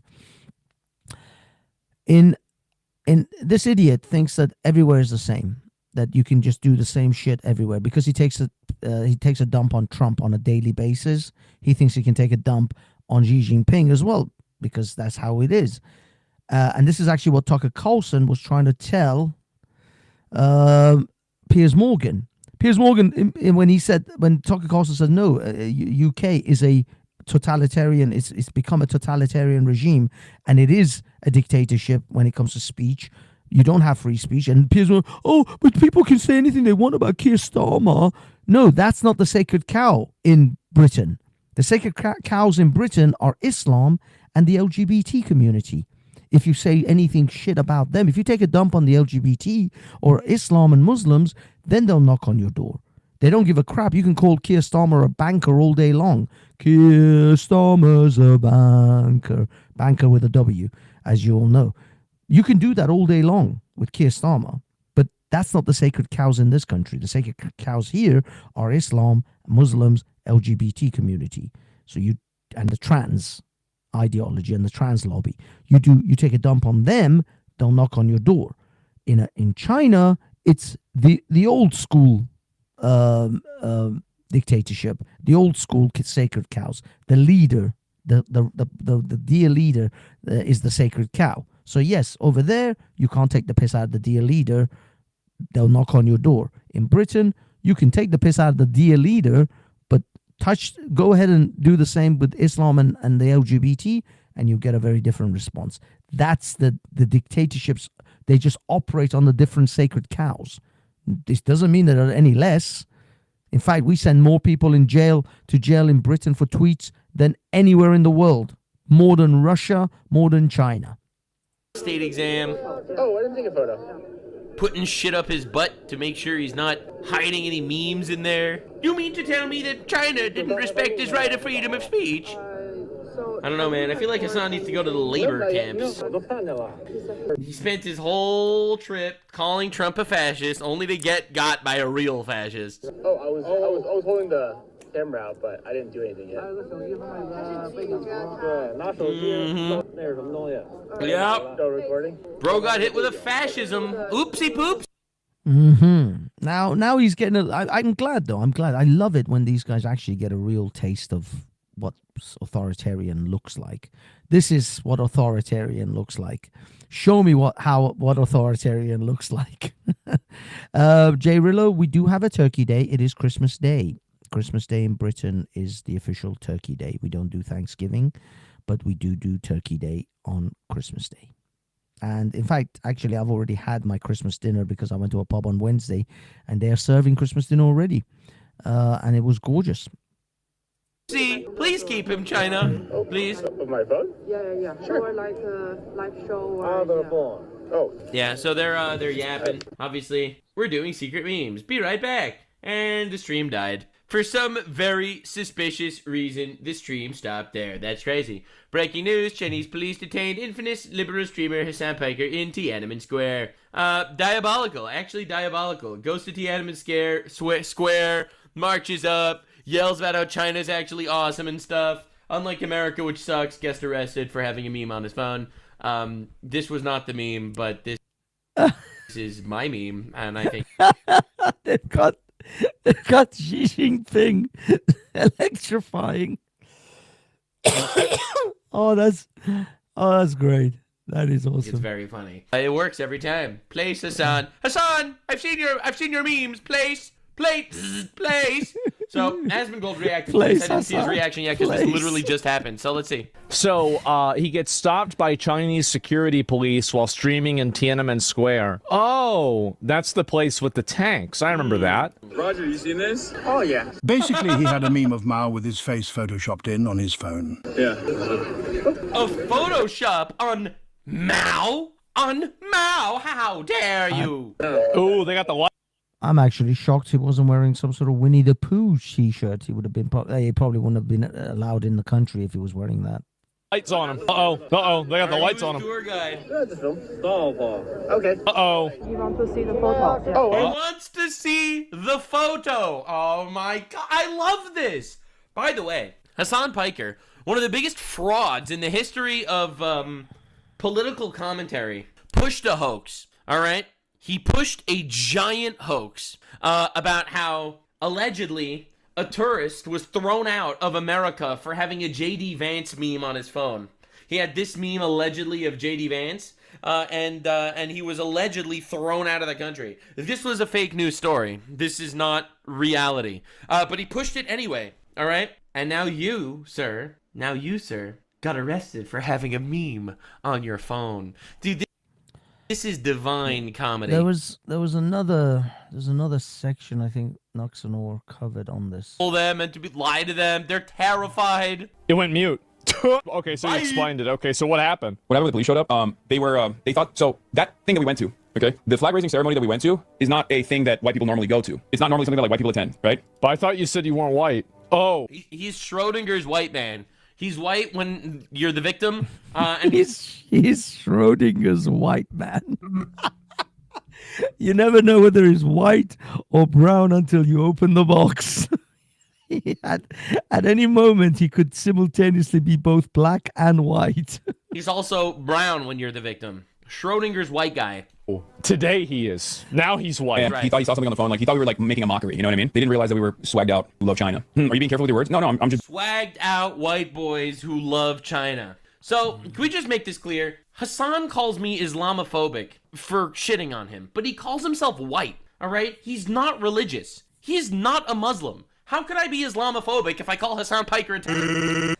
I mean, he's literally a communist atheist. and his uncle Cenk isn't particularly Muslim either, but they always pull that card whenever it's convenient. Let's be honest. I mean, it's the same as the black card.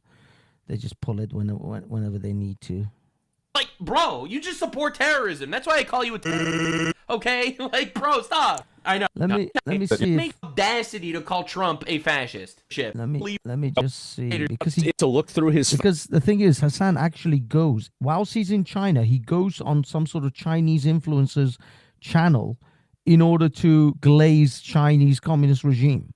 He literally does that. He goes and just does propaganda for the Chinese regime.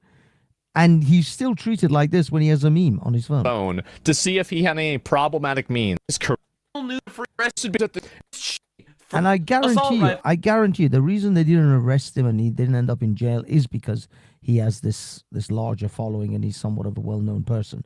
Otherwise, they would have, he'd be in prison for a few days by now.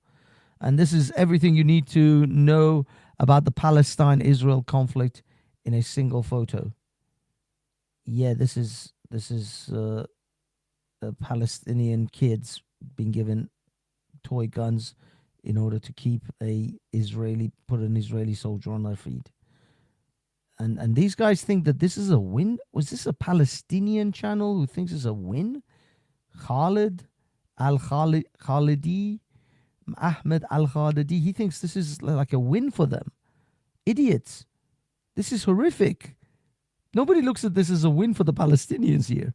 To the head of someone dressed as an Israeli child. So he supports this. All right, this is in the range of what Hassan Piker supports. Let's make this very clear. All right, so yes, he does support child abusing. But the messed up thing is, this Palestinian supporting account, how stupid are they to think that showing the world this image is a win for the Palestinian cause? This just makes it more obvious why the Palestinians are savage, violent people who literally raise their children and indoctrinate them to hate Jews from, infancy, practically. I mean, these are like 7, 6-year-olds, 5, 6-year-olds. This is horrific. This is the worst propaganda for them ever. How is this a win?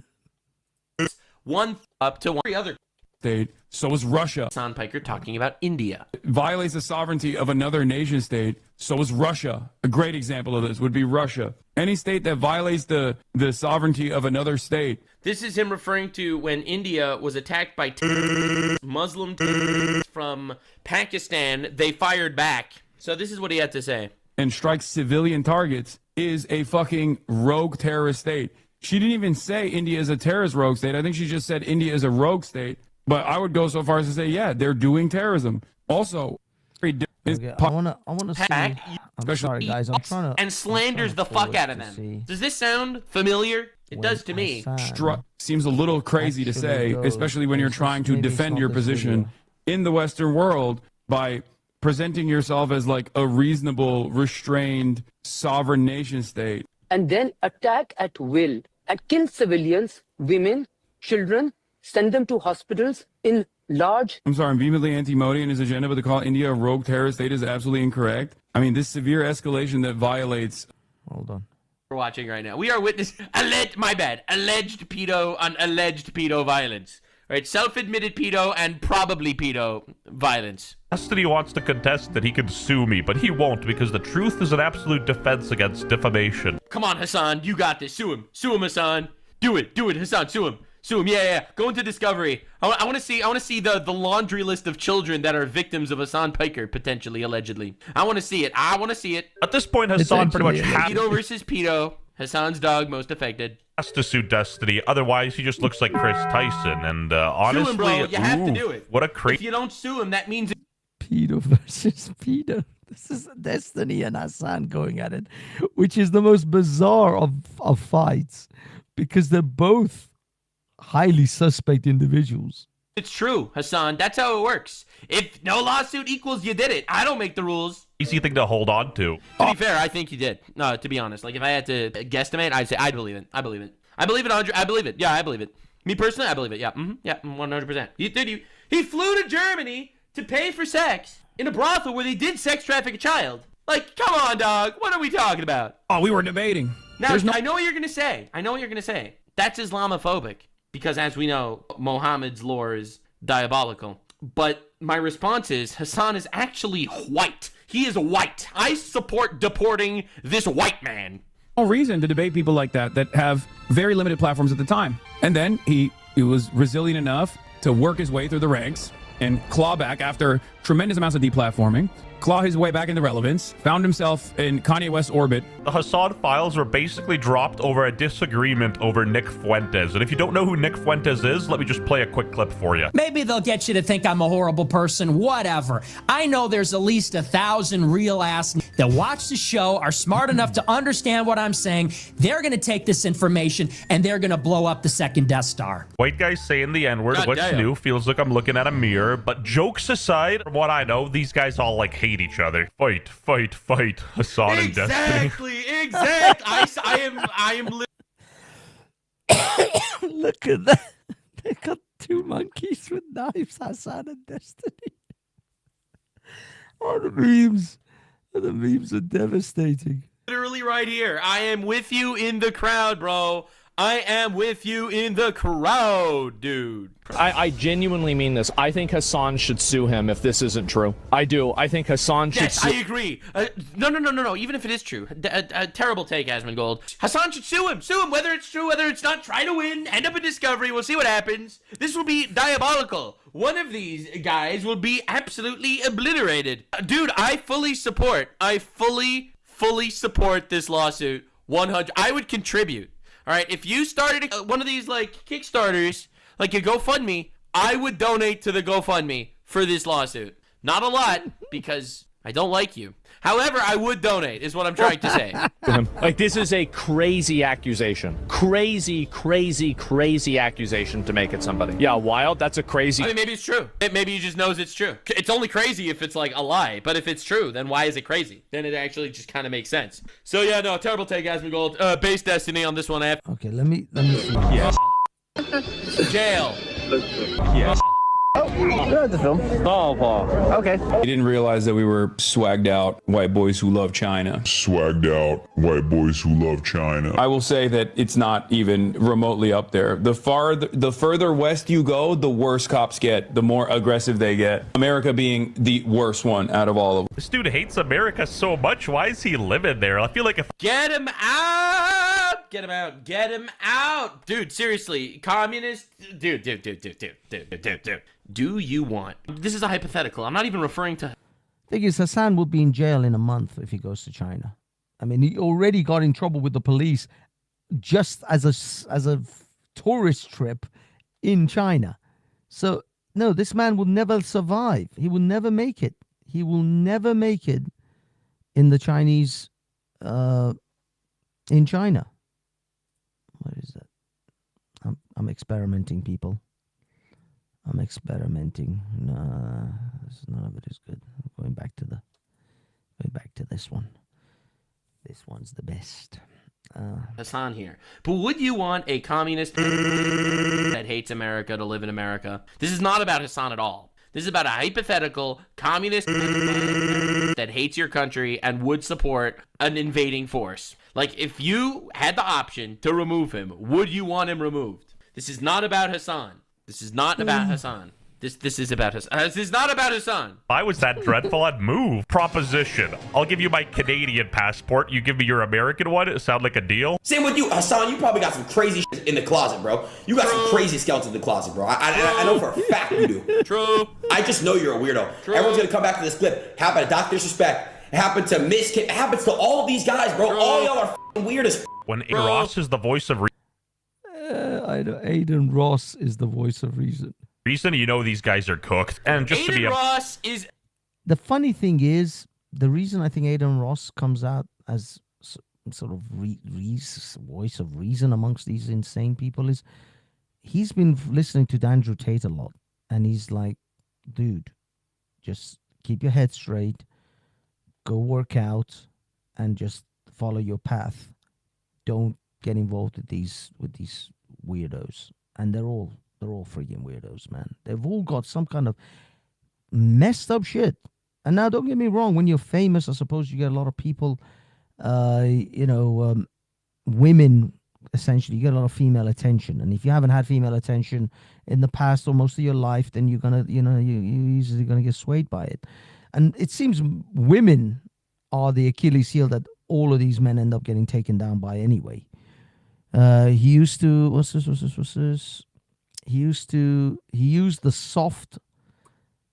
He used the soft at its it's not that big a deal. He used the soft and it's not a big deal. Sorry, J Rillo, I don't speak that language. I am brewing beer, Hafez. You need some, mate?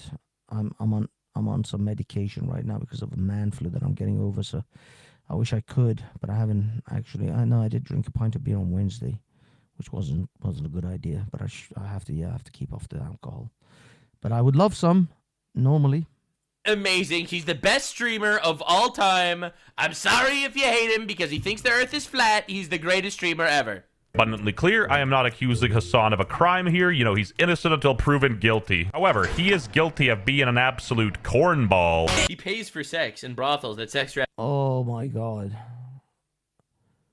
You know, I think this is part of Hollywood. At some point, they get you dressing up like a man, like a woman. At some point, no matter who you are in entertainment, you're gonna have to put on a dress. Children. The best possible outcome is that the person he paid for to fuck is an adult. This is literally the best possible outcome. Also, didn't Hassan straight up go to a Diddy party? Like, I'm pretty certain that's true. Asman doesn't really need a pearl clutch on Hassan's behalf from all this. Hassan called her implied destiny was a bunch of times. Only fair if you're able to do the same back. Hasn't Hassan called Asman and Tectone too? I just think Asman Gold's too charitable to people that don't deserve it. Bro, who did this? Somebody put Destiny and Hassan in jail? No, but this is hands down probably the craziest allegation I've seen dropped from like the streaming sphere. Destiny straight up just did this meme, but on Twitter. The Quarter Pounder said, there is only two possible outcomes here. Hassan Piker... Oh, actually, yeah, I'm skipping. Do nothing. Win. These pictures are horrific. Time Destiny finished on someone and it wouldn't be the last. Even though I couldn't quite stretch this to Hassan's favorite timestamp. Subscribe to the chat. This was the politician who Hassan said that a Taliban skull effed him in the eye socket. His favorite timestamp's 9/11 because he supports 9/11. The biggest victim of 9/11 obviously was Zoran Mamdani's aunt, who experienced Islamophobia in Tanzania. That is true. In Tanzania. I listened to, actually, I've been wanting to reply to this. I was like, Knox, I love your shit, man. I love your stuff. But sometimes you guys pronounce things stupidly, like an idiot. It's Tanzania. Tanzania is not a place. Why? What is wrong with these people? And yes. Zora Mamdani's aunt that lives in Tanzania was the biggest victim of 9/11, apparently, according to Zora Mamdani. Zora Mamdani's aunt suffered the most on that day. We all wish her a speedy recovery. I think actually she's passed on since then, but during the time she was alive, she was, I believe, the #1 victim of September 11th, apparently, according to Zora Mamdani. She couldn't catch a tube or the subway because people looked at her funny after 9/11. After 9/11. No, but anyway, so Hassan Piker allegedly fucked a 15-year-old. He doesn't actually support 9/11. He just thinks America deserved 9/11. Not trying to slander him, even though he's probably a... So not trying to slander him, even though he's probably a terrorist. All right? Don't want any misinformation to spread from this video. I want to make this very clear. I do not want any misinformation to spread from this video. All right? Now, Hassan Piker is probably a... But I don't want you to come away from this video thinking of making any objective statements at all. I want to make that very, very clear. But he does definitely objectively support rapists. Oh my God. I can't believe I found this old tweet of mine. I made this tweet months ago. How old was she, Hassan? I made this tweet 6 months ago. How old? Let me go back because it's got this stupid thing in front of it now. Slander him, even though he's probably a terrorist. I want to make this very clear, all right? Now, away from this video, thinking of making it clear. But he does definitely object. I found this old tweet of mine. Hassan Piker and the brothel of secrets. Hassan Hamas. It's Hamas Piker. It's Hamas Piker and the secret of and the brothel of secrets. Dear God, these people and their memes. Oh, damn. Okay, what was the boy saying? Jay Ritter, my nick used the N-word. It was the soft A. Oh, not the hard R. Therefore, it was not a big deal. Oh, I see. I don't know if I can take a guy with an eye patch seriously. Holy shit. And one last one from Grammaton or Gematria, sorry. What's your X, Hafez? It is Banksy Style UK. Yes, it's at Banksy Style UK. Yeah, that was that's what I roll under. In fact, this is the channel we're on. We're on Banksy Style Live. So yeah, that's how I used to roll. Unfortunately, YouTube hates Banksy Style, so we go on the Hafez now, where we are a nicer, kinder group of people over there. This is where shit gets nasty over here. And even then, I'm trying to keep it clean. But this is where things get nasty. Anyway, guys, I think we've done the Hafez Hassan Piker shit. Go ahead, go see the rest of it at Trigonometry if you want. It's an hour and 29 minutes, so I only did half an hour of it. Hassan Piker is a moron. I think this video was definitely recorded while he was in China, because the minute he came back from China, he went to China, he got arrested, and he got a real taste of dictatorship and what it looks like and feels like. So, yeah, good luck, Mr. I am a communist moron. Fortunately, these people are spoiled children. They don't really know. They don't actually know what the world is about. They are spoiled children who have never had to actually, endure and actually work and see. I don't know. It is what it is, man. It is what it is. For now, I'm going to bid you adieu. It's very late. I got to try and get up early. Have a wonderful capitalist day for the Americans. Enjoy your consumer products and consume product and get excited for next product. Yes. Consume product and get excited for next product. Enjoy. I hope you guys get some bargains and give those bargains as gifts to your relatives for Christmas. Thank you, Gematria. I shall follow you, sir. Look up Mehmet Piker net worth. Mehmet Piker, I think that's his dad, right? Yeah, I think that Mehmet Piker, because I think Mehmet Piker was like part of some Turkish political group or something. He was some big deal in Turkey. So the kid came from money. He's always been in money. He's a multimillionaire now. Doesn't really have to ever really deal with the so-called people that he loves, that he talks about, because he's a hypocrite. It is what it is. Peace, everyone. Have yourselves a wonderful evening, day, night, whatever it is that you are at. Let's see what this is. Let's play this.